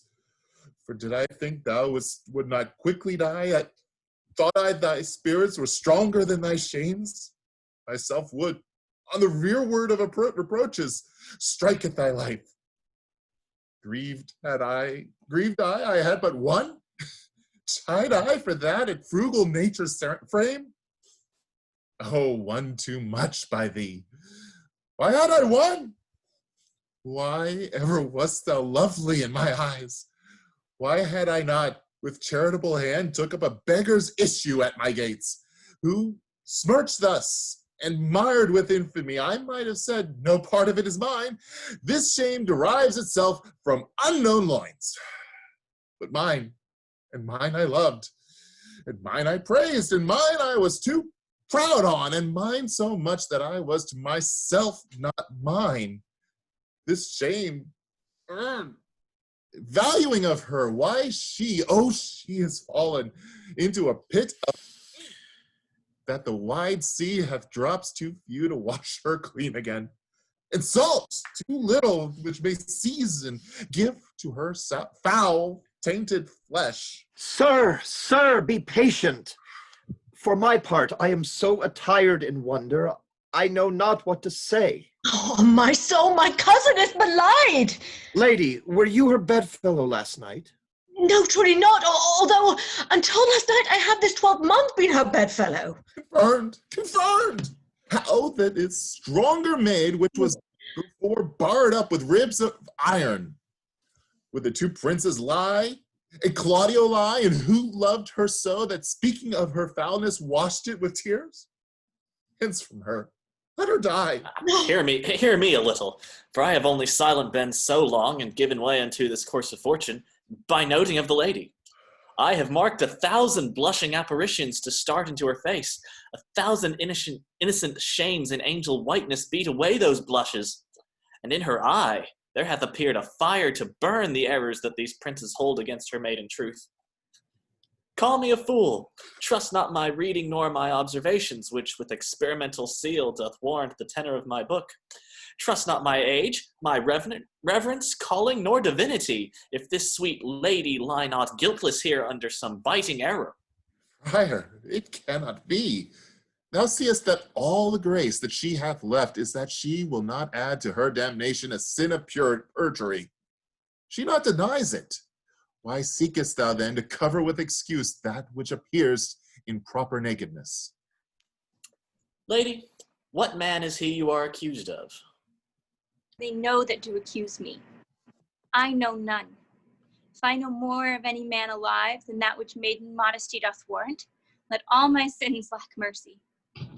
O my father, prove you that any man with me conversed at hours unmeet, or that I yesternight maintained the change of words with any creature. Refuse me, hate me, torture me to death. There is some strange misprision in the princes. 2 of them have the very bent of honor, and if their wisdom be misled in this, the practice of it lies in John the Bastard, whose spirits toil in frame of villainies. I know not. If they speak but truth of her, these hands shall tear her. If they wrong her honor, the proudest of them shall well hear of it. Time hath not yet so dried this blood of mine, nor age so eat up my invention, nor fortune made such havoc of my means, nor my bad life reft me so much of friends, but they shall find, awaked in such a kind, both strength of limb and policy of mind, ability and means, and choice of friends to quit me of them thoroughly. Pause a while and let my counsel sway you in this case. Your daughter here, the prince is left for dead. Let her a while be secretly kept in, and publish it that she is dead indeed. Maintain a mourning ostentation, and on your family's old monument hang mournful epitaphs, and do all rites that appertain unto a burial. What shall become of this? What will this do? Mary, this well carried shall on her behalf change slander to remorse. That is some good. But not for that dream I on this strange course, but on this travail look for greater birth. She, dying, as it must be so maintained, upon the instant that she was accused, shall be lamented, pitied, and excused of every hearer. For it so falls out that what we have we prize not to the worth whilst we enjoy it, but being lacked and lost, why then we rack the value. Then we find the virtue that possession would not show us whiles it was ours. So will it fare with Claudio. When he shall hear she died upon his words, the idea of her life shall sweetly creep into his study of imagination, and every lovely organ of her life shall come apparelled in more precious habit, more moving, delicate, and full of life, into the eye and prospect of his soul, than when she lived indeed. Then shall he mourn, if ever love had interest in his liver, and wish he had not so accused her, no, though he thought his accusation true. Let this be so, and doubt not, but success will fashion the event in better shape than I can lay it down in likelihood. But if all aim but this be levelled false, the supposition of the lady's death will quench the wonder of her infamy. And if it sort not well, you may conceal her, as best befits her wounded reputation, in some reclusive and religious life, out of all eyes, tongues, minds, and injuries. Signor Leonato, let the friar advise you. Though you know my inwardness and love is very much unto the prince and Claudio, yet by mine honor I will deal in this as secretly and justly as your soul should with your body. Being that I flow in grief, the smallest twine may lead me. 'Tis well consented. Presently away, for two strange sores strangely they strain the cure. Come, lady, die to live. This wedding day perhaps is but prolonged. Have patience and endure.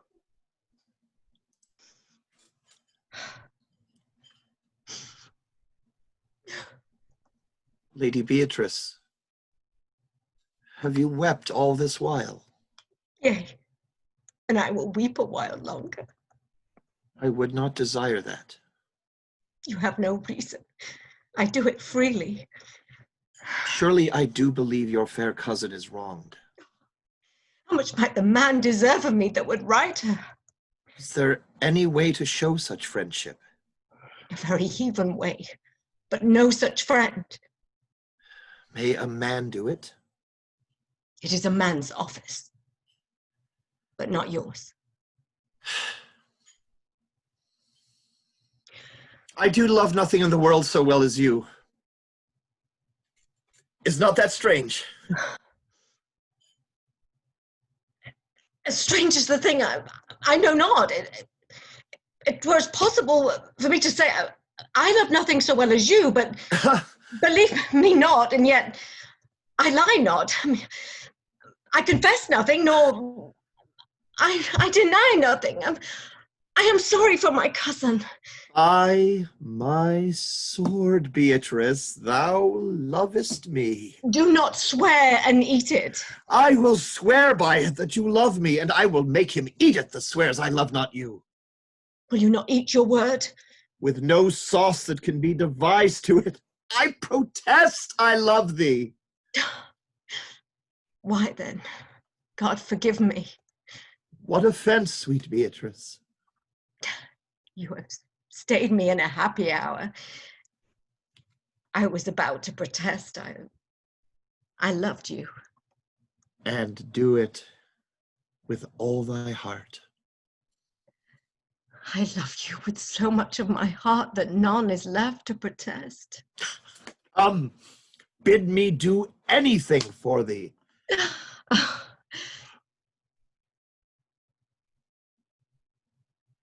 Kill Claudio. Ha! Not for the wide world. You kill me to deny it. Farewell. No, tarry, sweet Beatrice. I am gone, though I am here. There is no love in you. Nay, I pray you let me go. Beatrice. In faith, I will go. We will be friends first. You dare easily be friends with me, then fight with mine enemy. Is Claudio thine enemy? Is he not approved in the height a villain that hath slandered, scorned, dishonored my kinswoman? Oh, that I were a man! What bear in hand when they come to take hands, and then with public accusation, unconverted slander, and mitigated rancor. Oh God, that I were a man! I would eat his heart in the marketplace. Hear me, Beatrice. Off with a man out of a window, a proper saying. Nay, but Beatrice. Hero, she is wrong. She is slandered, she is undone. Beatrice. Princes and countess. Surely a princely testimony, a goodly count. Count confect, a sweet gallant, surely. Oh, but I were a man for his sake, or that I had any friend would be a man for my sake. But manhood is melted into curtsies, valor into compliment, and men are only turned into tongue, and trim ones too. He is now as valiant as Hercules, that only tells a lie and swears it. I cannot be a man with wishing. Therefore I will die a woman with grieving. Tarry, good Beatrice. By this hand I love thee. Use it for my love some other way than swearing by it. Think you in your soul that the Count Claudio hath wronged Hero? Yea, as sure as I have a thought or a soul.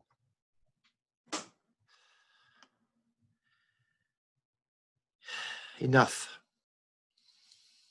I am engaged. I will challenge him. I will kiss your hand, and so farewell. By this hand, Claudio shall render me a dear account. As you hear of me, so think of me. Go, comfort your cousin. I must say she is dead. And so farewell.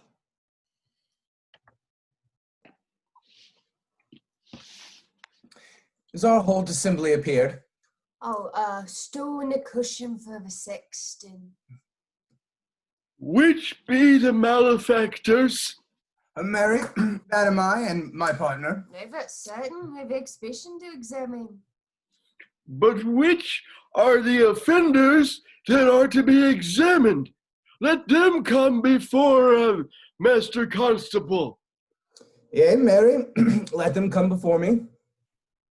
What is your name, friend? Baraccio. Great. Baraccio. Yours, Syrah?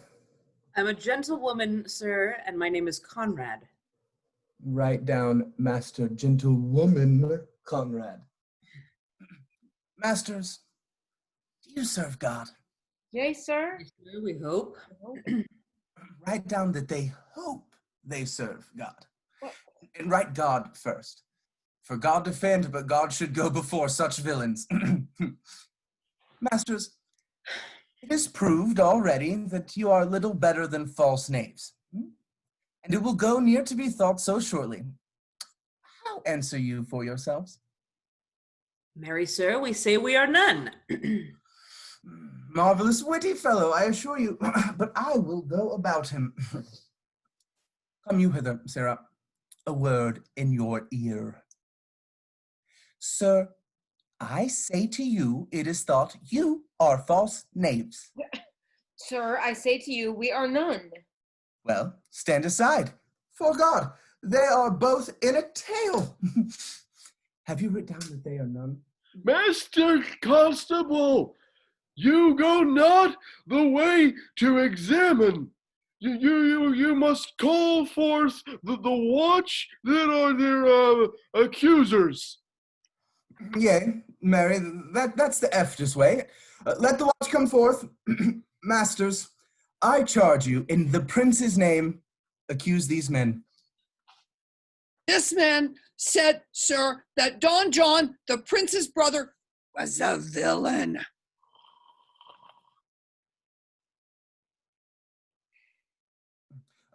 Write down Prince John a villain. Why, this is flat perjury to call the prince's brother a villain. Master Constable. Pray thee, fellow, peace. I do not like thy look, I promise thee. What heard you him say else? Nay, that he had received 1,000 ducats of Don John for accusing Lady Hero wrongfully. Flat burglary as ever was committed. Yeah, what my say is. What else, fellow? And that Count Claudio did mean upon his words to disgrace Hero before the whole assembly and not marry her. Oh, villain! Thou wilt be condemned into everlasting redemption for this. What else? This is all. And this is more, masters, than you can deny. Prince John is this morning secretly stolen away.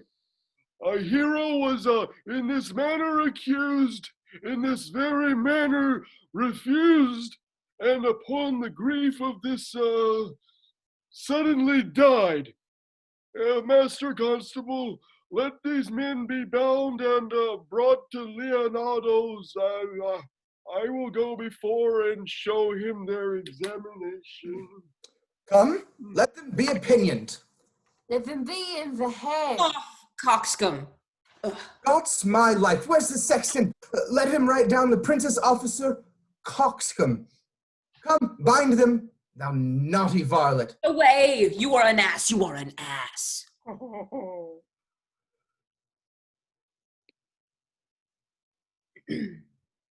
Dost thou not suspect my place? Dost thou not suspect my years? Oh, that he were here to write me down an ass. But masters, remember that I am an ass. Though it be not written down, yet forget not that I am an ass. No, thou villain, thou art full of piety, as shall be proved upon thee by good witness. I'm a wise fellow, and which is more, an officer, and which is more, a householder, and which is more, a prettiest piece of flesh as Ennius in Messina, and one that knows the law, go to. And a rich fellow enough, go to, and a fellow that hath had losses, and one that hath had 2 gowns and everything handsome about him, bring him away. Oh, that I were writ down an ass!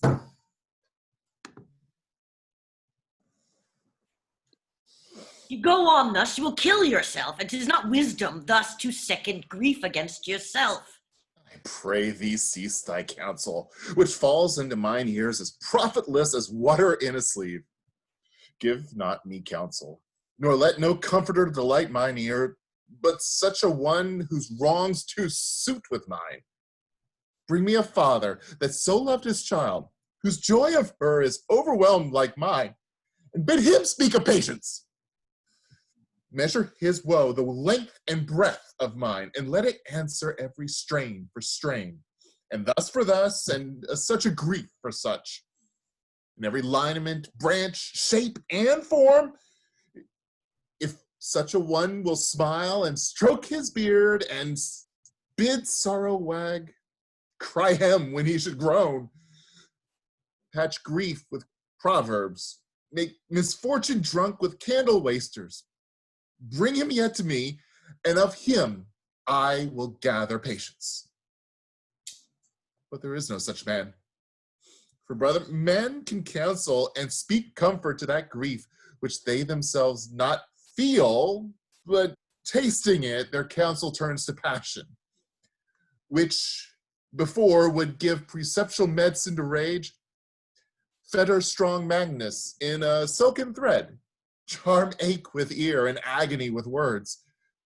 No, no, 'tis all men's office to speak patience to those that wring under the load of sorrow, but no man's virtue nor sufficiency to be so moral when he shall endure the like himself. Therefore give me no counsel. My griefs cry louder than advertisement. Therein do men from children nothing differ. I pray thee, peace. I will be flesh and blood, for there was never yet philosopher that could endure the toothache patiently. However, they have writ the style of gods, and made a push at chance and sufferance. Yet bend not all the harm upon yourself. Make those that do offend you suffer too. There thou speak reason. Nay, I will do so. My soul doth tell me Hero is belied, and that shall Claudia know. So shall the prince and all of them that thus dishonor her. Here comes the prince and Claudio hastily. Good evening. Good evening. Good day to both of you. Hear you, my lords. We have some haste, Leonardo. Some haste, my lord. Well, fare you well, my lord. Are you so hasty now? Well, all is one. Nay, do not quarrel with us, good old man. If he could right himself with quarreling, some of us would lie low. Who wrongs him? Mary, thou dost wrong me, thou dissembler thou. Nay, never lay thy hand upon thy sword. Mary, beshrew my hand if it should give your age some cause of fear. In faith, my hand meant nothing to my sword. Tush, tush. Man, never fleer and jest at me. I speak not like a dotard nor a fool, as under privilege of age to brag what I have done being young, or what would do were I not old. No, Claudio, to thy head, thou hast so wronged mine innocent child and me that I am forced to lay my reverence by. With my gray hairs and bruise of many days do challenge thee to a trial of a man. I say, thou hast belied mine innocent child. Thy slander hath gone through and through her heart, and she lies buried with her ancestors. Oh, in a tomb where never scandal slept, save this of hers, framed by thy villainy. My villainy? Thine, Claudio, thine, I say. You say not right, old man. My lord, I'll prove it on his body if he dare, despite his fine fence and active practice, his May of youth and bloom of lustihood. Away, I will not have to do with you. Canst thou so doff me? Thou hast killed my child. If thou killest me, boy, thou shalt kill a man. He shall kill two of us, and men indeed. But that's no matter. Let him kill one first. Win me and wear me. Let him answer me. Come, follow me, boy. Come, sir, come, follow me. Sir, boy, I'll whip you from your foining fence. Nay, as I'm a gentleman, I will. Brother. Content yourself. God knows I love my niece, and she is dead, slandered to death by villains that dare well answer a man indeed, as I dare take a serpent by the tongue. Boys, apes, braggarts, jacks, milksops. Brother Anthony. Hold you content. What, man? I know them, yea, and what they weigh even to the utmost. Scrambling, out-facing, fishmonging boys that lie and cog and flout, deprave and slander, go antically and show outward hideousness and speak a half-dozen dangerous words how they might hurt their enemies if they durst. And this is all. But, Brother Anthony. Come, 'tis no matter. Do not you meddle. Let me deal with it. Gentlemen both, we will not wake your patience. My heart is sorry for your daughter's death, but on my honor, she was charged with nothing but what was true and very full of proof. My lord. My. I will not hear you. No? Come, brother, away. And shall. Heard. So some of us will smart for it. See, here comes the man we went to seek. Now, senor, what news? Good day, my lord. Welcome, senor. You are almost come to part almost a fray.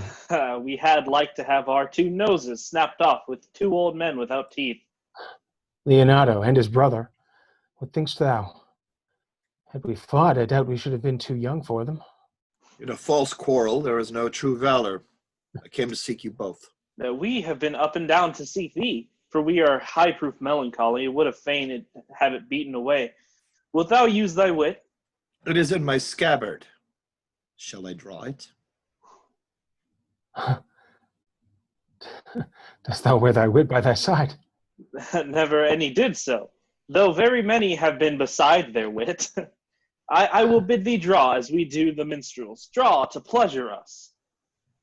As I am an honest man, he looks pale. Art thou sick or angry? Oh, what? Courage, man. What thou care killed a cat? Thou hast metal enough indeed to kill care. Sir, I shall meet your wit in the career if you charge it against me. I pray you, choose another subject. Nay then, give him another staff. This last was broke cross. By this light he changes more and more. I think you be angry indeed. If he be, he knows how to turn his girdle. Shall I speak a word in your ear? God bless me from a challenge. You are a villain. I jest not. I will make it good how you dare, with what you dare, and when you dare. Do me right, or I will protest your cowardice. You have killed a sweet lady, and her death shall fall heavy on you. Let me hear from you. Well, I will meet you, so I may have good cheer. What a feast! A feast! Faith, I thank him. He hath bid me to a calf's head and a capon, the which if I do not carve most curiously, say my knife's not. Shall I not find a woodcock, too? Sir, your wit ambles well. It goes easily.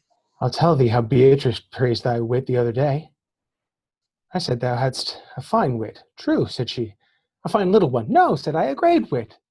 Right, says she, a great gross one. Nay, said I, a good wit. Just, says she, it hurts nobody. Nay, said I, the gentleman is wise. Certain, said she, a wise gentleman. Nay, said I, he hath the tongues. That I believe, said she, for he swore a thing to me on Monday night, which he forswore on Tuesday morning. There's a double tongue, there's 2 tongues.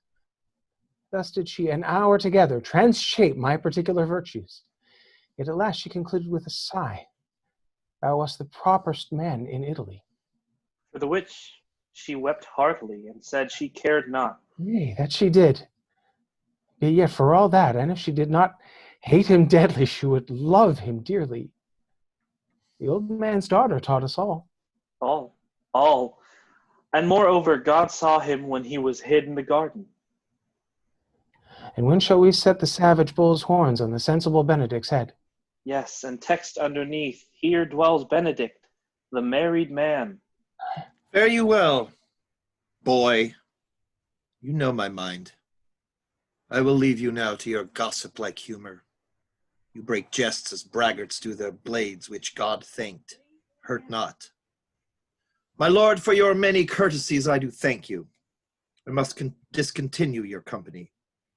Your brother the bastard is fled from Messina. You have among you killed a sweet and innocent lady. For my lord Lackbeard there, he and I shall meet. And until then, peace be with him. He is in earnest. In most profound earnest, and I'll warrant you for the love of Beatrice. And hath challenged thee. Most sincerely. What a pretty thing man is when he goes in his doublet and hose and leaves off his wit. He is then a giant to an ape, but then is an ape a doctor to such a man? Let soft you, let me be. Pluck up my heart and be sad. Did he not say my brother was fled? Come you, sir. If justice cannot tame you, she shall narrow away more reasons in her balance, Nay, and you being a cursing hypocrite once, you must be looked to. How now? Two of my brother's men bound. Baraccio one. Hearken after their offense, my lord. Officers, what offense have these men done? Marry, sir, they have committed false report. Moreover, they have spoken untruths. And secondarily, they are slanders. Sixth and lastly, they have belied a lady. Thirdly, they have verified unjust things. And to conclude, they are lying knaves. First, I ask thee what they have done. Thirdly, I ask thee what's their offense. Sixth and lastly, why they are committed. And to conclude, what you lay to their charge. Rightly reasoned, and in his own division, and by my troth, there's one meaning well suited. Who have you offended, masters, that you are thus bound to your answer? This learned constable is too cunning to be understood. What's your offense?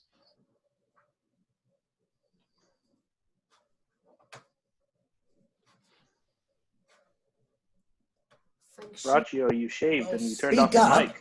Oh, sorry. I did shave. I have deceived. Sweet prince, let me go no further to mine answer.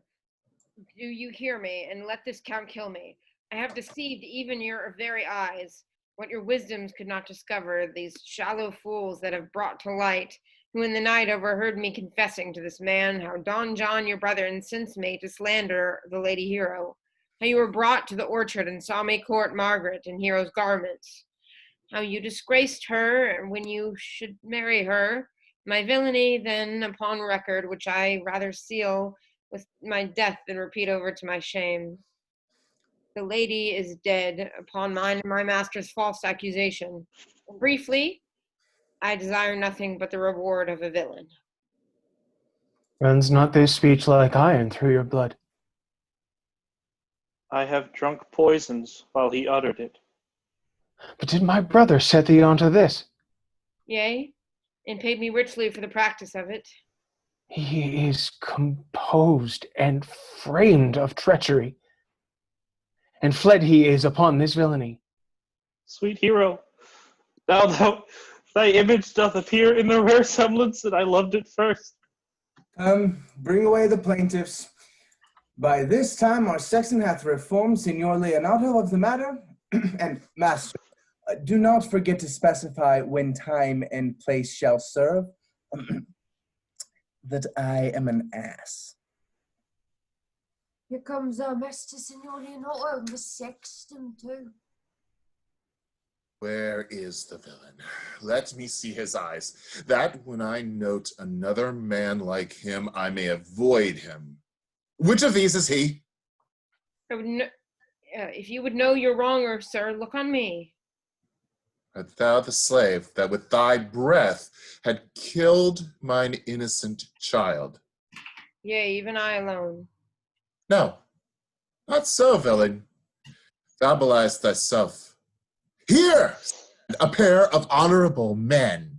A third is fled that had a hand in it. I thank you, princes, for my daughter's death. Record it with your high and mighty deeds. 'Twas bravely done. You bethink you of it. I know not how to pray your patience, yet I must speak. Choose your revenge yourself. Impose me to what penance your invention can lay upon my sin. Yet sinned I not but in mistaking. I my soul nor I. And yet to satisfy this good old man, I would bend under any heavy weight that he'll enjoin me to. I cannot bid you bid my daughter live. That were impossible. But I pray you both, possess the people in Messina here how innocent she died. And if your love can labor aught again in sad invention, hang her an epitaph upon her tomb and sing it to her bones. Sing it tonight. Tomorrow morning, come you to my house. And since you could not be my son-in-law, be yet my nephew. My brother hath a daughter, almost the copy of the child that's dead, and she alone is heir to both of us. Give her the right you should have given your cousin, and so dies my revenge. O noble sir, your overkindness doth wring tears from me. I do embrace your offer, and dispose for henceforth of poor Claudio.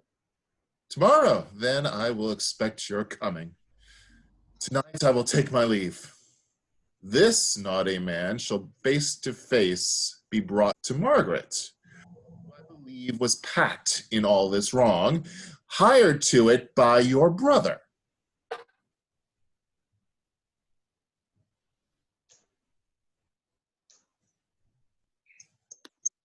Not on my soul she was not, nor knew not what she did when she spoke with me, but always hath been just and virtuous in anything that I do know by her. Moreover, sir, which is indeed not under white and black, this plaintiff here, the offender, did call me an ass. And I beseech you, let it be remembered in his punishment. And also the watch heard them talk of one deformed. They say he wears a key in his ear and a lock hanging by it and borrows money in God's name, the which he hath used so long and never paid. That now men grow hard-hearted and will leave nothing for God's sake. I pray you examine him upon that point. I thank thee for thy care and honest pains. Your worship speaks like a most thankful and reverent youth, and I praise God for you. Here's for thy pains. God save the foundation. Go, I discharge thee of thy prisoner, and I thank thee. I leave thee an errant knave with your worship. I leave an errant knave with your worship, which I beseech your worship to correct yourself, for the example of others. God, keep your worship. I wish your worship well. God, restore you to health. I humbly give you leave to depart, and if a merry meeting may be wished, God prohibit it. Come, neighbor. Until tomorrow morning. Lords, farewell. Farewell, my lords. We'll look for you tomorrow. We will not fail. Tonight I'll mourn with Hero. Bring you those fellows on. We'll talk with Margaret, how her acquaintance grew with this lewd fellow.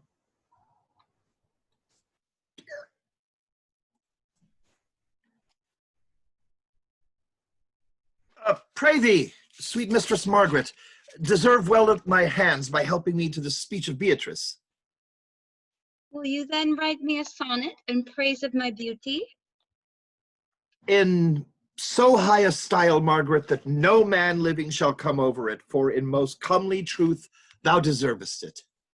To have no man come over me? Why shall I always keep below stairs? Thy wit is as quick as the greyhound's mouth. It catches. And yours as blunt as a fencer's foils, which hit but hurt not. A most manly wit, Margaret. It will not hurt a woman. And so I pray thee, call Beatrice. I give thee the bucklers. Give us the swords. We have bucklers of our own. Oh, if you use them, Margaret, you must put in the pikes with a vice, and they are dangerous weapons for maids. Well, I will call Beatrice to you, who I think hath legs. And therefore will come.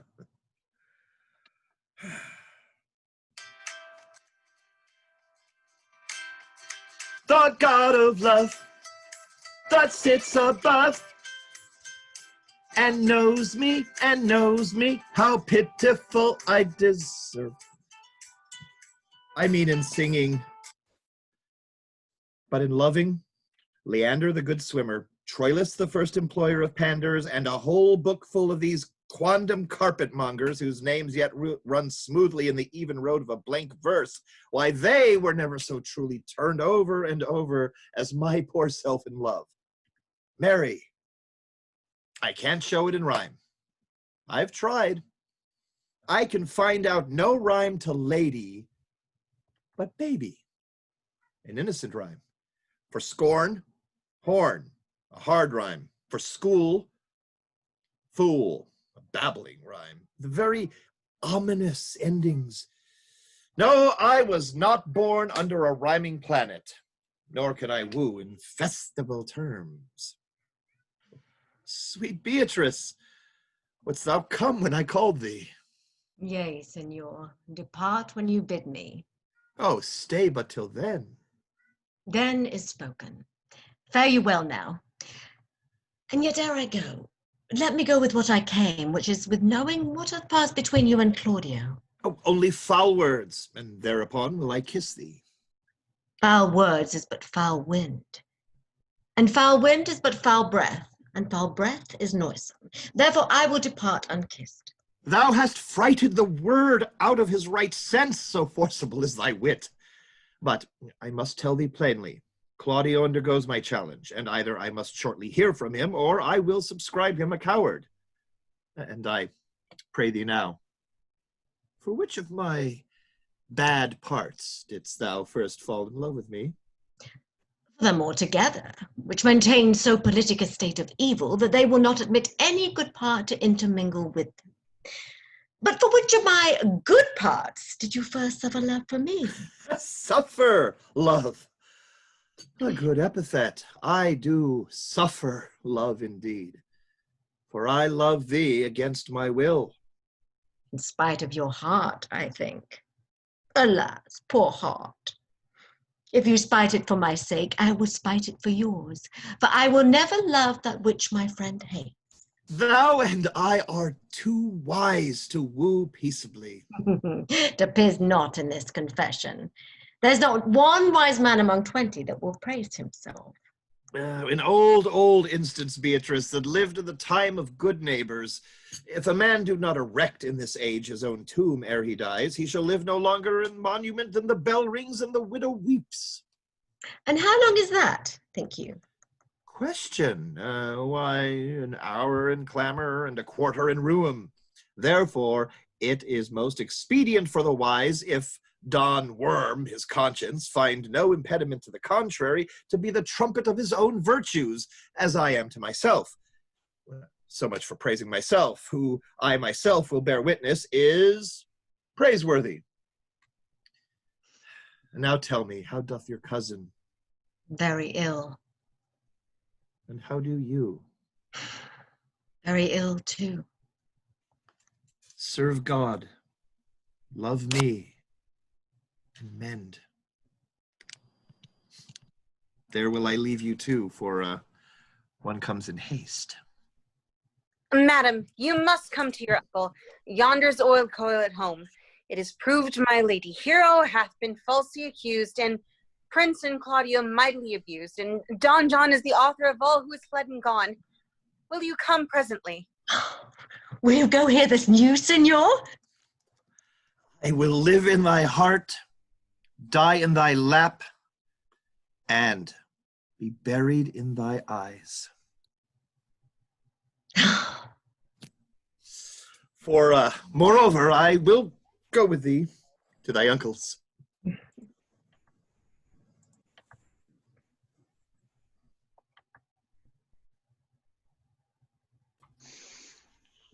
Is this the monument of Leonato? It is, my lord.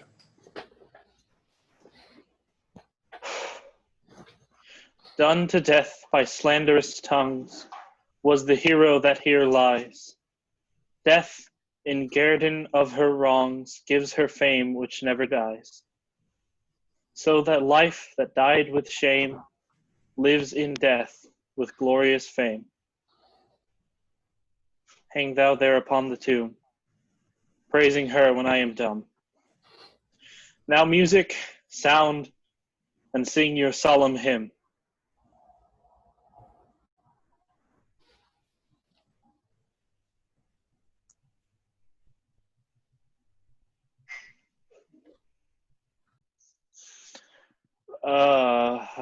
Pardon, goddess of the night, those that slew thy virgin night, for the which with songs of woe round about her tomb they go.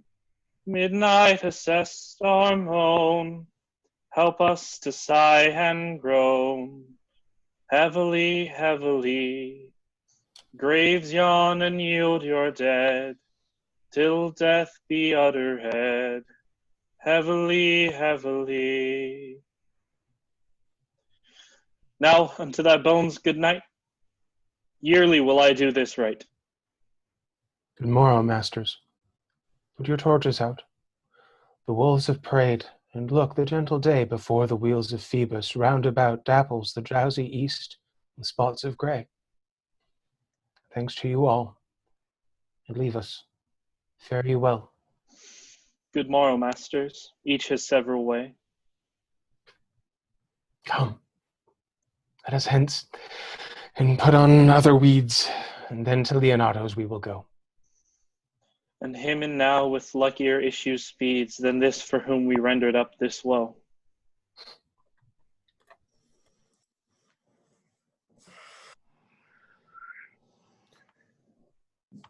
Did I not tell you she was innocent?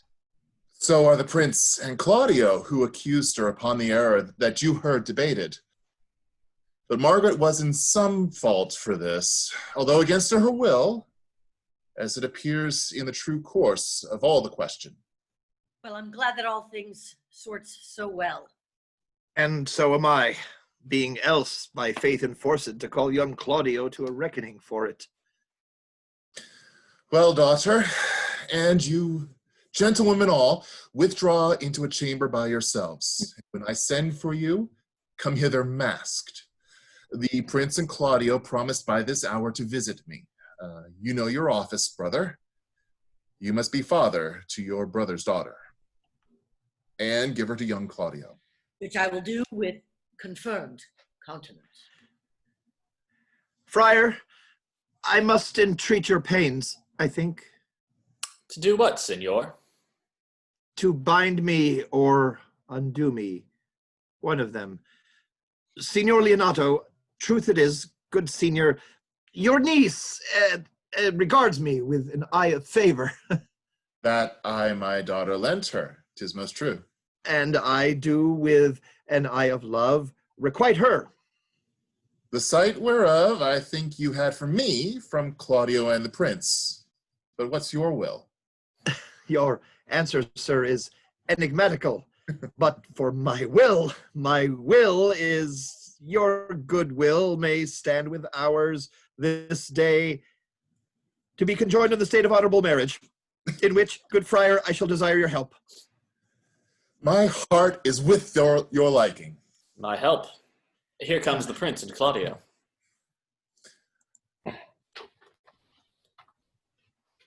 Good morrow to this fair assembly.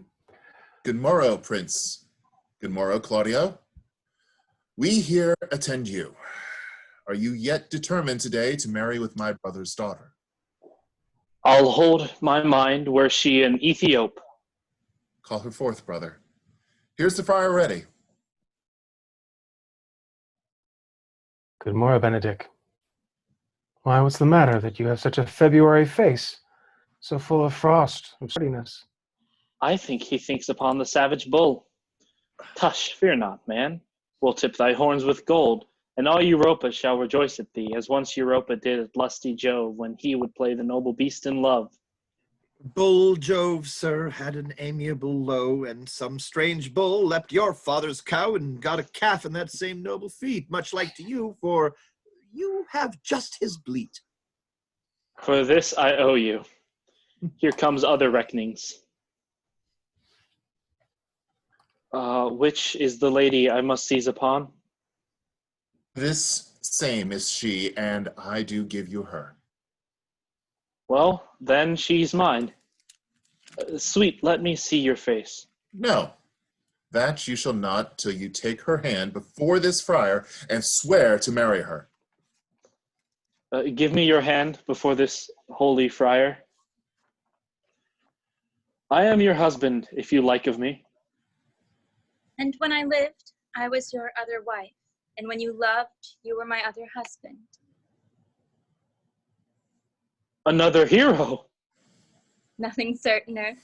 One hero died defiled, but I do live, and surely as I live, I am a maid. The former hero. Hero that is dead. She died, my lord, but whilst her slander lived. All this amazement can I qualify when, after that the holy rites are ended, I'll tell you largely of fair hero's death. Meantime, let wonders seem familiar, and to the chapel let us presently. Soft and fair, friar. Which is Beatrice? I answer to that name. What is your will? Do not you love me? Why, no. No more than reason. Why, then, your uncle and the prince and Claudio have been deceived. They swore you did. Do not you love me? Troth, no. No more than reason. Why then? My cousin Margaret and Ursula are much deceived, for they did swear you did. They swore that you were almost sick for me. They swore that you were well nigh dead for me. 'Tis no such matter. Then you do not love me. No, truly, but in friendly recompense. Cousin, I am sure you love the gentleman. And I'll be sworn upon that he loves her. For here's a paper written in his hand, a halting sonnet of his own pure brain, fashioned to Beatrice. Hey! And here's another, written my cousin's hand, stolen from her pocket, containing her affection unto Benedict. A miracle. Here is our own hands against our hearts. Come, I will have thee, but by this light, I take thee for pity. I would not deny you, but by this good day, I yield upon great persuasion, and partly to save your life, for I was told you were in consumption. Peace. I will stop your mouth.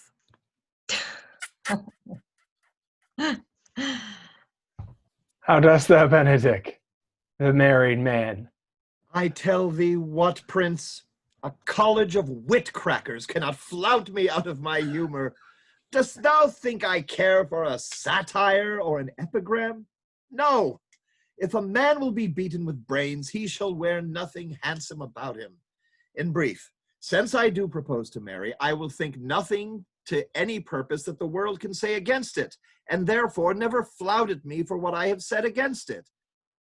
For man is a giddy thing, and this is my conclusion. For thy part, Claudio, I did think to have beaten thee, but in that thou art like to be my kinsman, live unbruised and love my cousin. Well, I had well hoped thou would have denied Beatrice, that I may have cudgelled thee out of thy single life, to make thee a double dealer, which out of question thou wilt be, if my cousin do not look exceedingly narrow to thee. Come, we are friends. Let's have a dance ere we are married, that we may lighten our own hearts and our wives' heels. We'll have dancing afterward. First of my word, come therefore play music. Prince, thou art sad. Get thee a wife. Get thee a wife. There is no staff more reverend than one tipped with horn. My lord, your brother John is taken in flight and brought back with armed men back to Messina. Think not on him till tomorrow. I'll devise thee brave punishments for him. Strike up, pipers!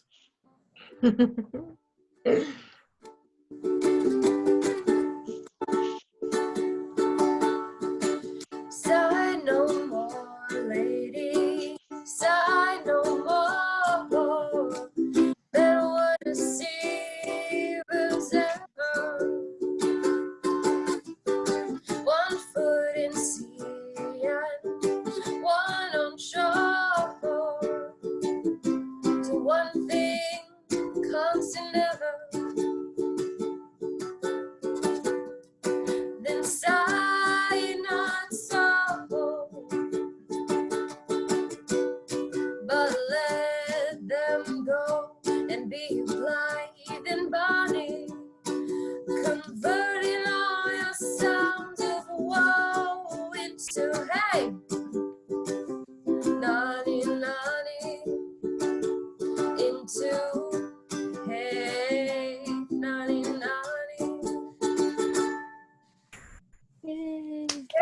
Yay!